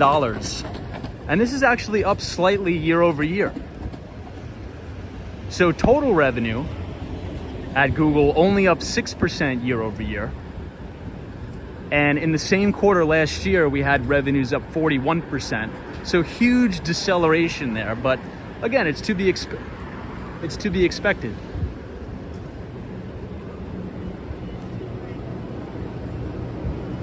Sabrina Fair says I prefer Leonardo.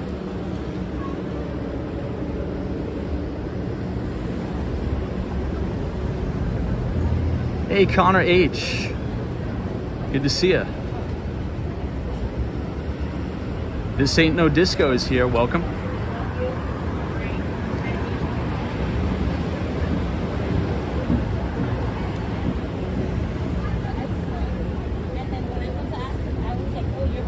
Connor says, hey Tom, are you walking towards Chelsea tonight? So we are crossing over towards 6th Avenue. And then we're gonna make a left going uptown towards 34th Street, Moynihan train station, but right now we are on the corner of 14th. Michael says, evening Tom, how's your week been? It's been good. Week has been good, very busy to start off the week, but I guess busy is good. Steamship TV says, this is my first time watching your stream. I love the concept and the topics. Well, thank you so much. I appreciate you being here. So we usually do these streams about 5 days a week between New York City and Miami, discussing the financial markets. Now, if you look all the way downtown, you should be able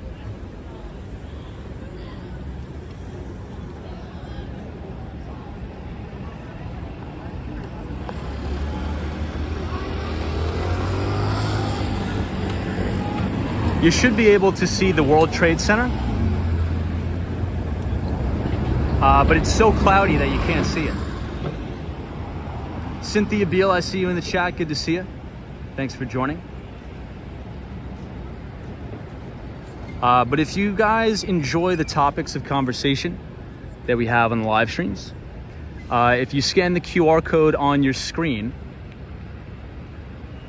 I write a free investing newsletter for the group about the US equity markets, emerging markets, fixed income, and just a lot of the topics we talk about on the stream. So if you want to stay up to date and connected with us, feel free to scan the QR code, punch in your email, and you'll receive it for free. The LT Prod says YouTube allows some scammy type ads. I think some of the more legitimate companies won't want to advertise in the same place. You know, that's actually a really good point, and I think we should actually talk about that for a minute. Explode V2 says, what are areas that you would stay away from in Manhattan and Midtown? Anywhere near like the Port Authority bus terminal. So anywhere near the Port Authority is just a no-go zone, in my opinion. But sort of back on track.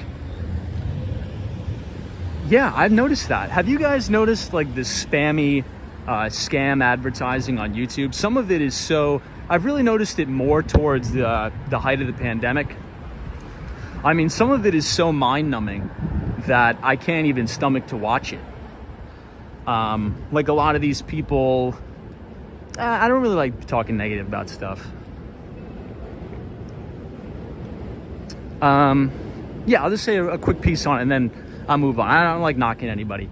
But yeah, a lot of this, especially like with a lot of the stock trading scams and things like that, a lot of the Forex scam advertising, like sign up for my alerts, all the nonsense. I understand, I see it all the time. Hopefully those type of advertisements aren't served up on this stream. That's one of the reasons why I don't really like monetizing it.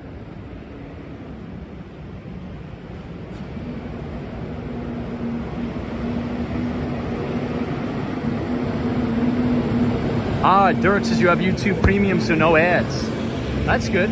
Love that. Oh, Connor says I literally stayed.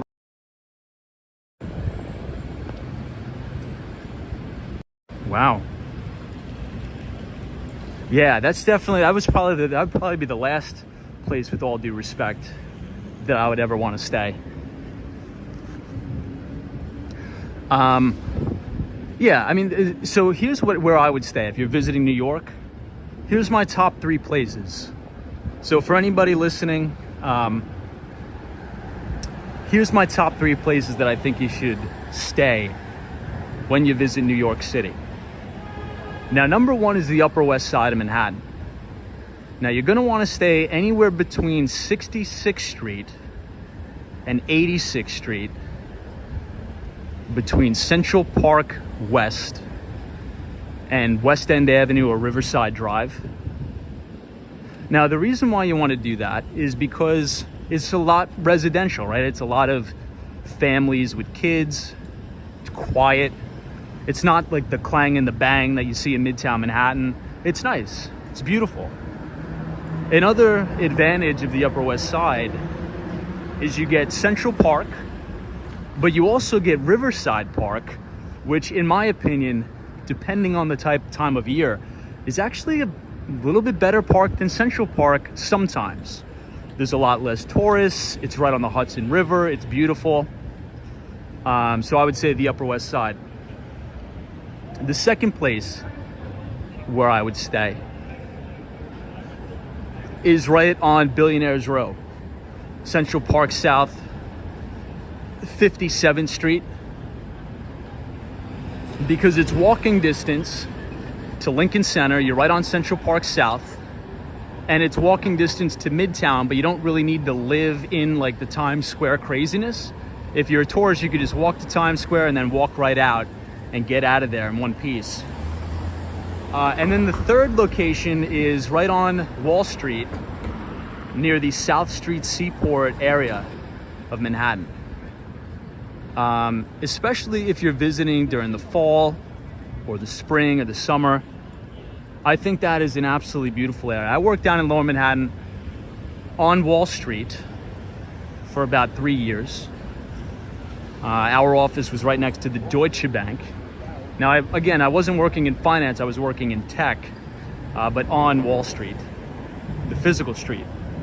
You know, it's funny, a lot of people that aren't familiar with New York, they think that all the major investment banks and the investment bankers, the private equity firms and the venture capital firms are on Wall Street. It's not. Wall Street's pretty much like a ghost town. If you want to sort of see the real Wall Street, you got to go to Park Avenue, you got to go to Midtown. A lot of those investment banks have migrated uptown. Now, even Deutsche Bank, which is a German bank, ticker symbol DB,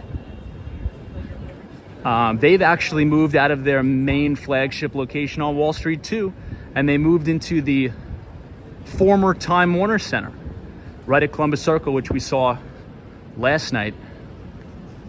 But that's an awesome location. They're actually transforming a lot of those old office buildings into apartment buildings. It's a really nice area down there.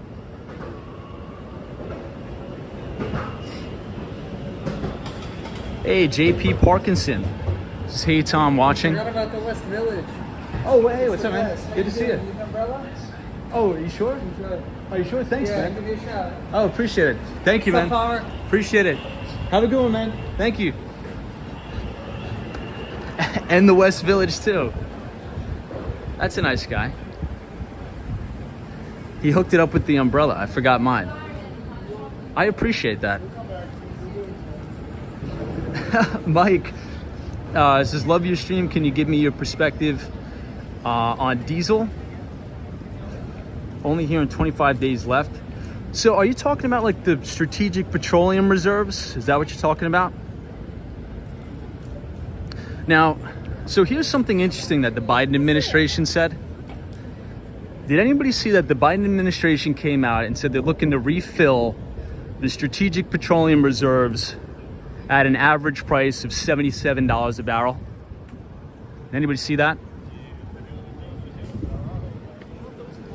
Now, I mean, not to be pessimistic, but if you look at crude futures, ticker symbol CL, I think we're trading at 85 bucks, aren't we? But once again, thank you to that guy. It was nice. Thank God it's not raining yet, but I think it's gonna rain right now. All right, this is Union Square, 14th Street, near the Whole Foods owned by Amazon. Hey, we have my friend Manny Explores. What's up? Good to see you, Manny. Hopefully you're having a good day. Oh, Manny, I was gonna ask you, There was the Korea festival here over the weekend. I missed it. I was walking to the Barnes and Nobles on the corner here, where I got this book. I'll take it in my backpack. I'll recommend it to you guys. I recommended it last night, but I didn't even know what was going on. I missed the whole thing. Anyway, tortellini. Welcome. What do I think about Carnival Corp? I don't really deal with any of the... Hold on, let me wipe the camera lens. So if you're talking about like the cruise sort of stocks, like Carnival Cruise, all that, I don't really pay attention to any of that stuff, honestly. I know they got caught up in a lot of the meme stock activity, things like that, but I've actually muted a lot of those ticker symbols. I've actually programmed my computer where I would mute ticker symbol GME, ticker symbol AMC, and pretty much all of the cruise stocks, just because I just don't want to read any of the meme stock nonsense. I think it's a big waste of time. So I don't even know what's going on with any of that stuff, honestly.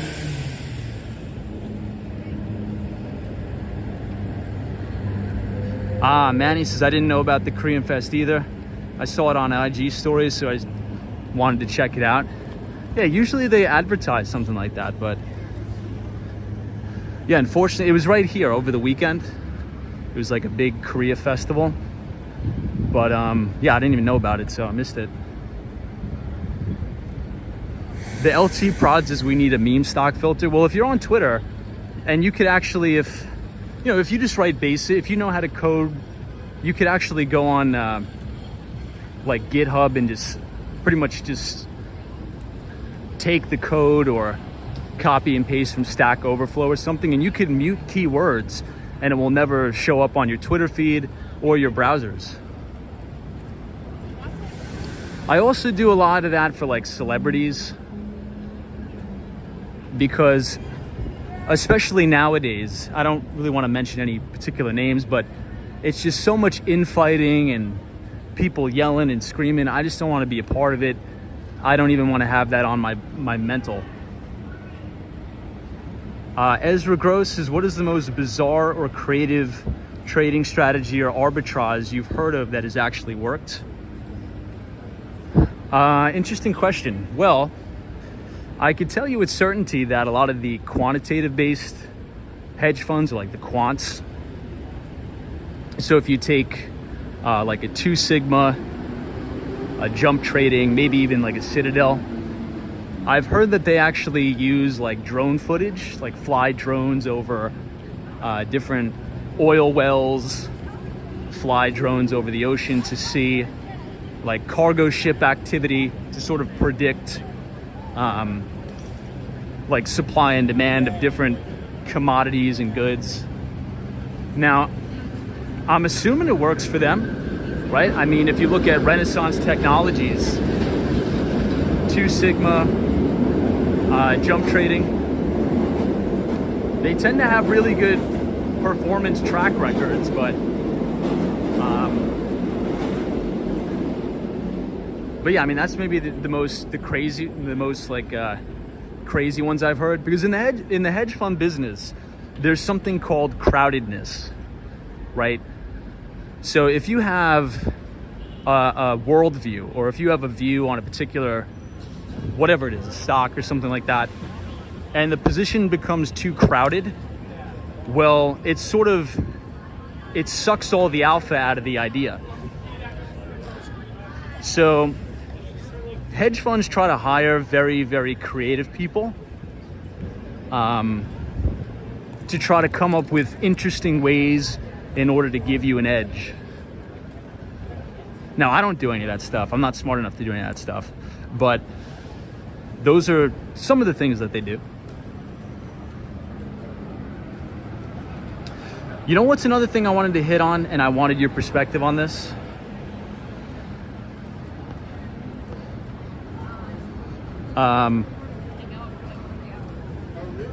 So we've been having a massive massive waterfall sell-off in the HSI, right, or the Chinese stock market.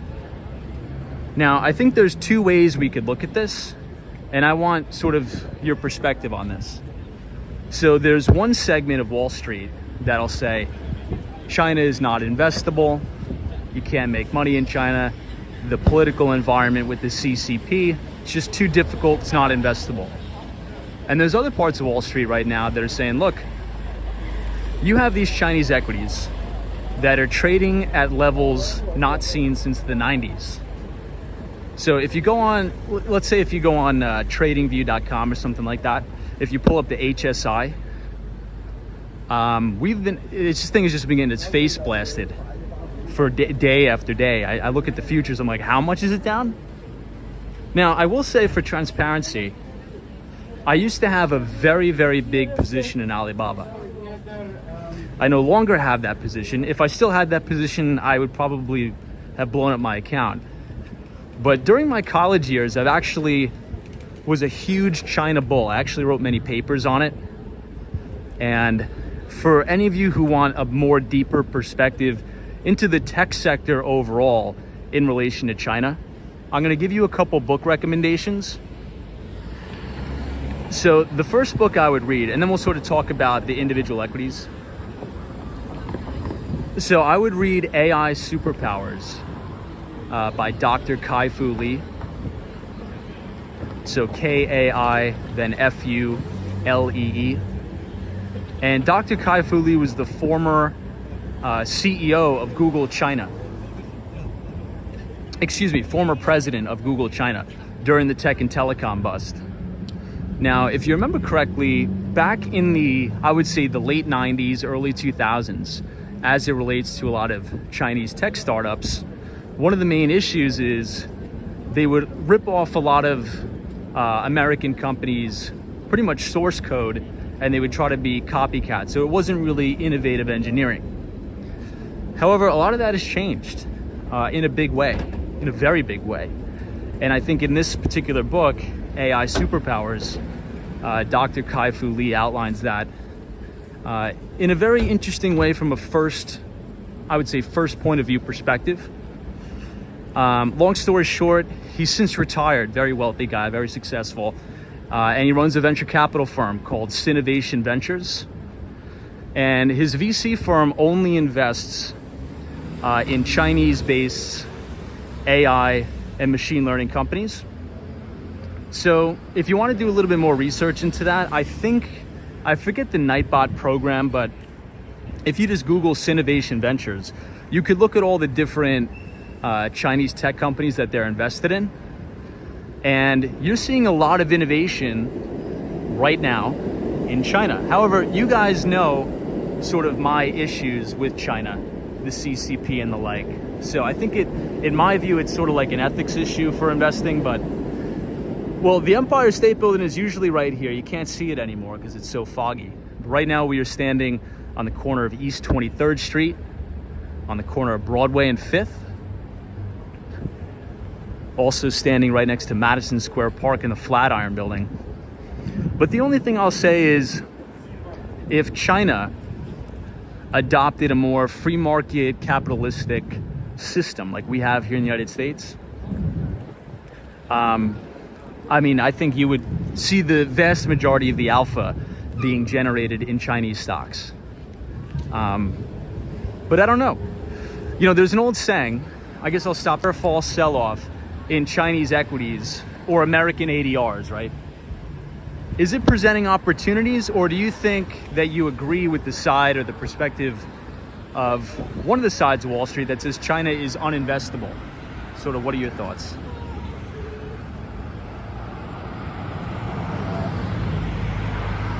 Hey, Just Barry's. Hey, Tom. What is your age? I think you are older than I thought. I just turned 27. Joe Driver says, wow, Tom. Yeah, we've been getting a lot of people. Dan Zhang says, President Xi just released possibly the most unfriendly message to the Chinese tech billionaires in the national meeting, or the National Congress meeting. Yikes. Yeah, I mean, And so we always talk about, entrepreneurship and sort of my bull thesis on America. And in my view, right, it doesn't matter who the president is, right? I tend to be sort of apolitical. It doesn't matter if Donald Trump is the president. It doesn't matter if Hillary Clinton is or Joe Biden. Without a doubt, I mean, you can't even argue, the United States is the place to come to build a business. And as long as we keep that, as long as we keep the message intact that if you want to come to the United States, regardless of where you're from, what your religious background is, color of your skin, if you want to come here and work hard, you can get rich and make products and services that are going to make the world a better place, and you will be rewarded for your efforts, right? And I think by and large, even though it may not seem like it nowadays with the political climate, I think that's still the message, right? I think it's still the message under President Joe Biden. It was the message under President Trump. It was the message under President Barack Obama, right? I think we all share those core values that, look, if you have what it takes, if you want to work hard, if you want to start a business here, you have an equal opportunity to create a product or service that's going to change the world, and you'll get rich off of it, and you'll get very rich. It's not the same message in China.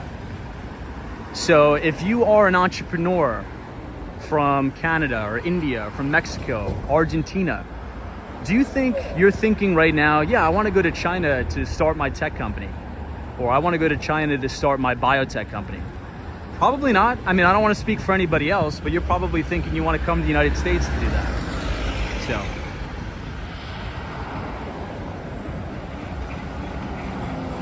yeah, so Dr. Longus says China is just too volatile and maybe makes it potentially risky. Hey, Stephanie is here. Says, hey, everybody. What's up, Stephanie? Good to see you. Yeah, I mean, that's a good point. Sparks Carnival says among 2,000 schools from more than 90 countries ranked by U.S. News and World Report, 338 Chinese universities made the list compared to 280 American. It's the first time China outnumbered the United States. Yeah, that's a little bit scary, that statistic, isn't it?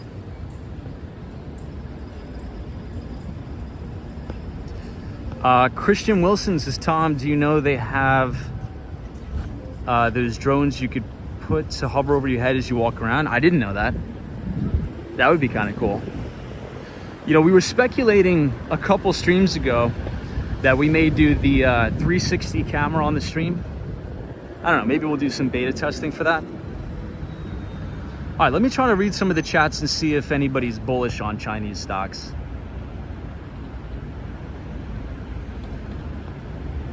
Hey, Paul Tricky, what's up?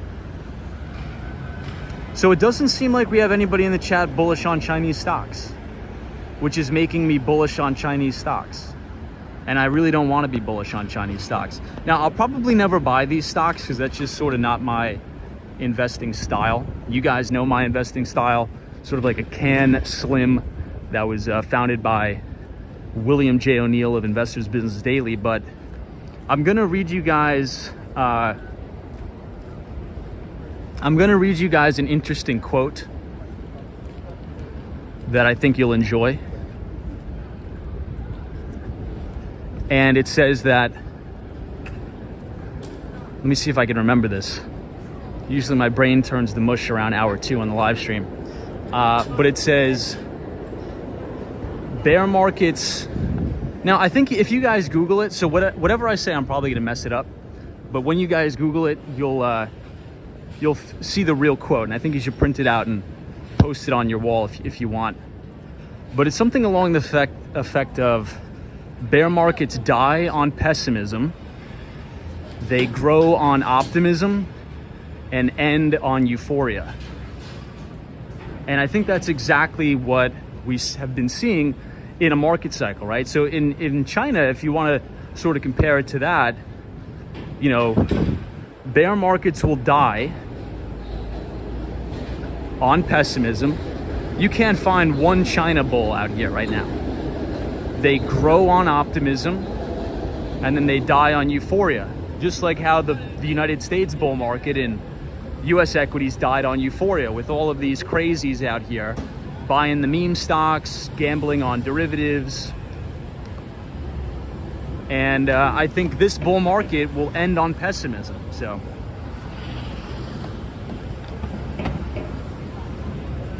Layla, I think you're right. I don't remember the exact quote, but it's something along the lines of that effect. Deep Value Alex is at some point, not quite yet, on the Chinese stocks. Yeah, I'll probably not participate in that. I mean, we'll see. Again, I used to have a massive position in Alibaba. I do not have the position anymore. But you know, there's every reason in the world to be bullish on Chinese tech companies in general, but it's just the political environment is too uncertain. You know, I'll tell you a quick story and then we'll sort of move off of the China discussion. So one of the things that I look for, so here's sort of like the main criteria when I'm looking for potential investments. Number one, it has to be in a massive TAM, right? The total addressable market has to be freaking monstrous, okay? Then number two, the company has to have a clear path towards profitability, if they're not already profitable. Hey, Teresa Diaz, thank you so much for the $2 donation. This is 23,300 subscribers. Congratulations. Wow, that's insane. Well, thank you everybody for subscribing to the channel. It's been crazy growing this. Well, and thank you for the donation. One of the other things I look for is companies that are able to compound out their earnings at least 25% per annum, and also grow their revenues at a minimum of 25% per annum. Also, if you look at return on equity, usually you want that in the upper 30s to 40s, right? Just look at all the major stock market winners of the past. They had very similar commonalities. Now, number one above all of that, I would say, is the main thematic, right? What is the thematics? So if you think about, if you're trying to develop your worldview, you develop your industry view, and then you develop your stock view. So for me, one of the things that I've been very bullish on throughout past bull cycles, you know, before the pandemic, was cloud computing thematics, cybersecurity, semiconductors. So that's your sort of theme. And then within that theme, what are the leaders in those specific sectors? And you really want to look for companies that are turbocharging their revenue growth and turbocharging their earnings growth. Because at the end of the day, earnings matter and earnings trump all. And the last thing I'll say is, if you think about, if you've been reading the newsletter, I know we haven't put one out in a while, but about a year ago now, I wrote a piece that said once interest rates start to go up, the first stocks that are going to get clocked are all of these very high beta, high speculative, frothy growth stocks that have no earnings, but very, very high revenue growth. Because you could think about an ETF like the ARK Innovation ETFs, founder Cathie Wood.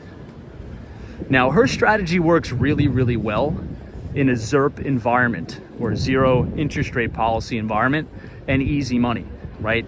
Because you could, as a business owner, you could say, I'm just going to focus on top line revenue and grow my revenues at all costs despite losses in the business. And I could just subsidize those losses by acquiring or going under debt acquisition of very cheap debt and using that debt to pay off my existing debt, right? In hopes I grow out of that, pay off the debt as the business gets big. Then I can sort of cut costs as the revenue is really, I would say, robust. But if you don't do that in time and you only focus on revenue growth, when interest rates go up, well, your whole plan of taking on cheap debt to finance the business goes out the window, doesn't it? So you can't acquire cheap debt anymore. Your existing debt may get more expensive to service. And if you're running on a SaaS-based model, you're probably going to experience some churn, right? Some customer churn in an economic downturn. So as interest rates go up and these very, I would say, high beta stocks that have a lot of earnings priced into the future, well, their future earnings are worth less today because interest rates are going up, right? That's sort of, if you work in an investment bank and if you make discounted cash flow models, your whole point is you're trying to determine the value of a company's future cash flows. And depending on rates or interest rates, the value of those cash flows could be worth a lot more, worth a lot less. So I don't know, it's going to get interesting. But we're also going to hear an update from the Federal Reserve next week. Can't believe it's already the first week of November. Insane. At the November 1st, November 2nd meeting.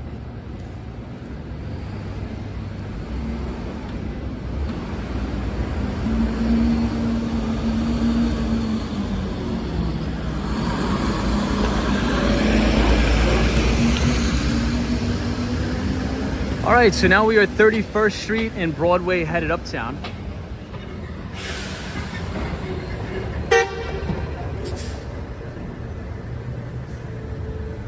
Hey, Sparks Carnival says Federal Reserve Bank of St. Louis's personal savings fell from 4.85 trillion in Q2 2020 to 629 billion in Q2 2022. Inflation is eating into savings. Yeah, I saw that too. Did you guys also see the report that came out from the Federal Reserve about credit card limits? I think we now have the highest balances of credit cards ever. We hit an all-time record high on that.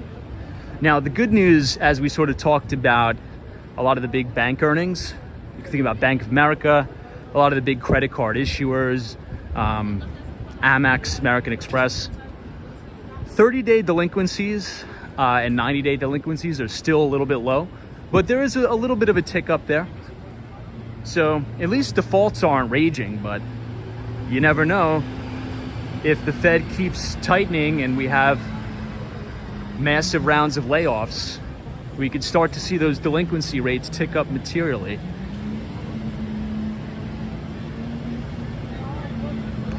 So Joseph Hardaway says you saw that.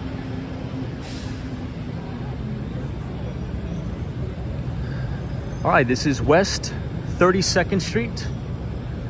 This is Koreatown.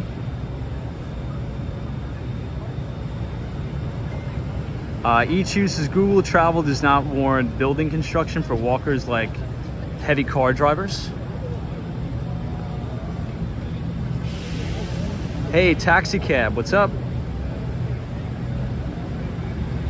Yvonne is here, says greetings from Rio Rancho, New Mexico. Welcome to all of our viewers from New Mexico. Dave Forrest is here. Hey, Dave.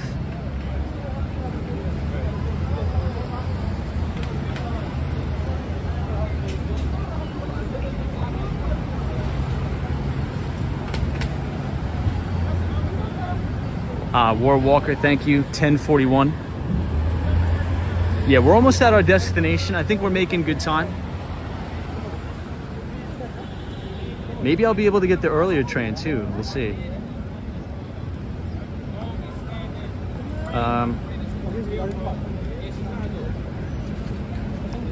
Yeah, it's true. Halloween is what, Monday? So this is the last week of October, but next week, Monday, is October 31st. So, and then I should be back in Miami November 1. Mike C says, did you make the train yesterday? I did. I've never missed a train on the stream. It's true story. Never missed a train. Check out how thick the fog is here. You can't, it's like the Empire State Building doesn't exist. At least it's not raining. But if you guys enjoyed the live stream tonight, and if you're new here, feel free to hit the subscribe button. Leave a like on the video. We do these streams about 5 days a week, starting at 8:30 p.m. Eastern Time. We discuss the financial markets around New York and Miami, Florida.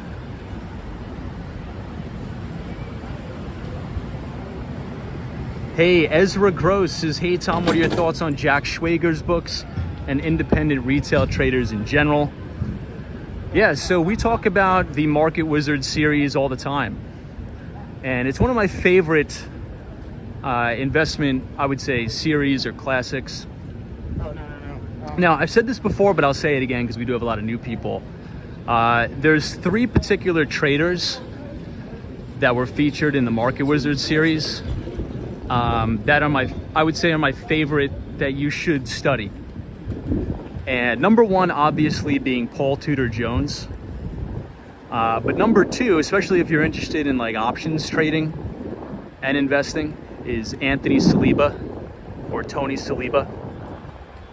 Now, the interesting thing about Anthony Saliba is I believe he's emerged out of retirement and he is now, I think he owns and operates a derivatives exchange for servicing the cryptocurrency markets in Chicago.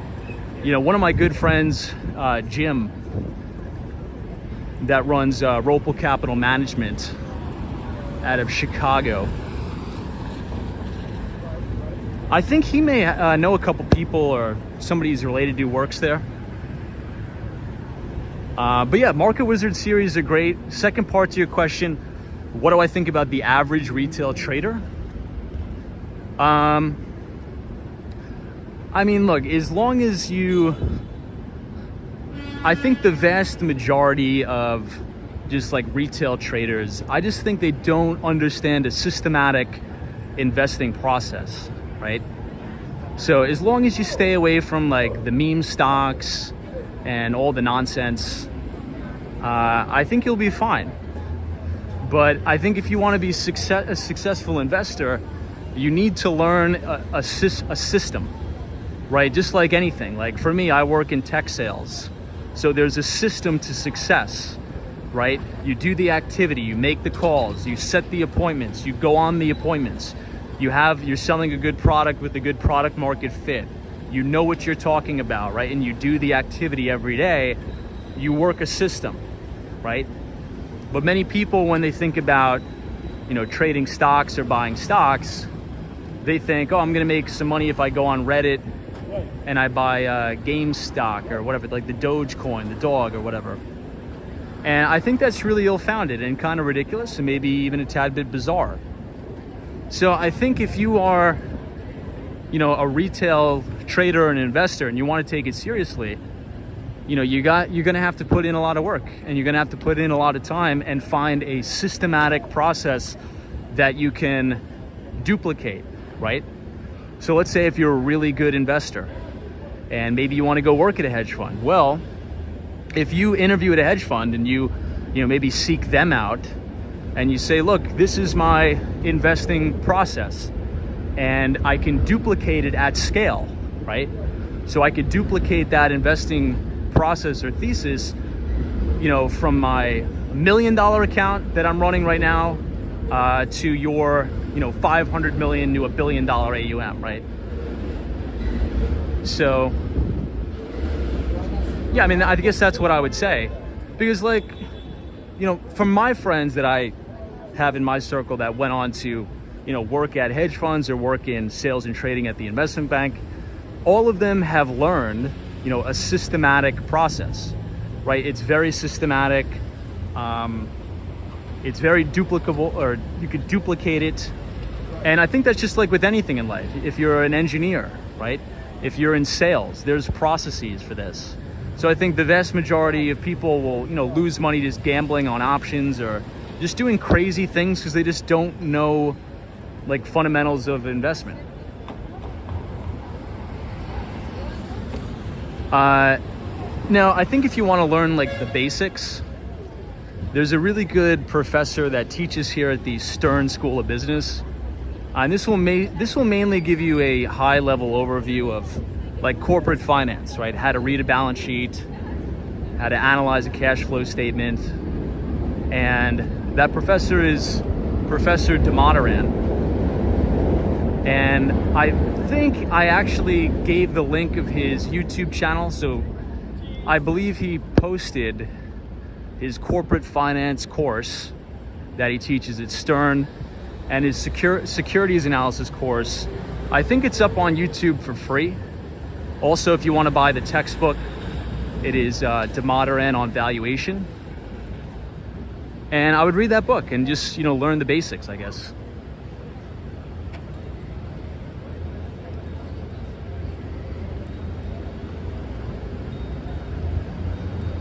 Yeah, Natalie, FredEx is missing. I'm worried about him. Andres Alpha says hedge fund would say not interested. Yeah, maybe. Maybe.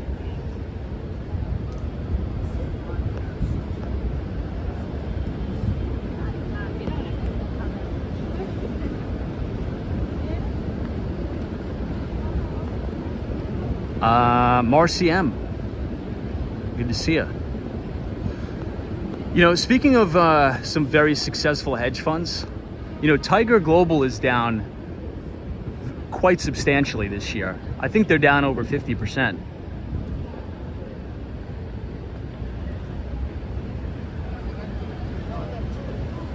All right, 37th Street. I don't want to go too far up because we gotta wrap and we gotta call it a day.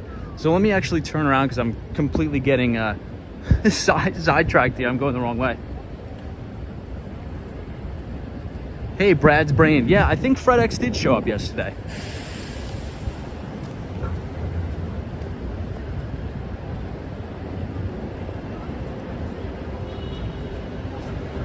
Siva says, Tom, please repeat the book name. Which one were we talking about? The Market Wizards series?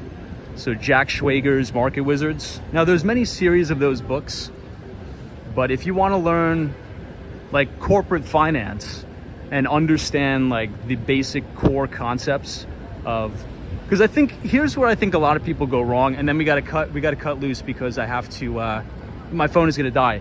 I think people view stocks as stocks and not businesses, right? You're physically buying a piece of a business, and you want to make sure you're buying something that is a sustainable business that's earning money, that has positive free cash flow and the like.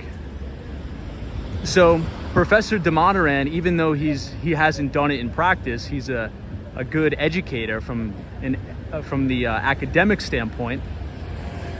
I would highly recommend, you know, on Amazon, I think the textbook is like $7 used. It's called Valuation by Professor Damodaran. And if you look it up on, well, I think he's a contributor on CNBC. I mean, if you punch in his name, he's one of the most famous finance professors going. But yeah, you know, also, if you scan the QR code on your screen, I did put a link to my recommended reading list. And there's a lot of good books out there, but we got to cut loose. Thank you guys for joining.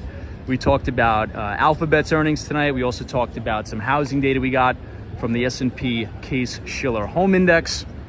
And we had a good conversation. So thank you, everybody. Arumzi, Sparks Carnival, Zozo Bob, Ichu Siva, Latha, Gary Carpenter, I appreciate it. Joe Driver, Ezra Gross, Dusty Cole. Yeah, Ezra Gross makes a good comment here. I'll read this one comment and then we got to cut loose. It says, most people don't realize that the point of most hedge funds isn't to maximize returns and beat the index, but rather to have uncorrelated returns. Yeah, I mean, I think, you know, in hedge, you're hedging your bets. And usually people who are invested in hedge funds, these people are ultra high net worth individuals. They're just trying to stay rich. They're not really trying to get rich. That's a good point. Really good comment. All right, team, I got to go. To the Mighty Bull, have a good night wherever you are, because there's always a bull market somewhere. You just need to know where to look. We will be going live tomorrow at 8:30 covering Meta's earnings report. I'll see you guys there. Thanks so much. If you're interested in the newsletter, you can scan the QR code on your screen, punch in your email, and you will receive it. We write about US equity markets, emerging markets, fixed income, housing, all that good stuff. We'll see you on the other side. Have a fantastic Wednesday. Stay safe. We'll see you tomorrow.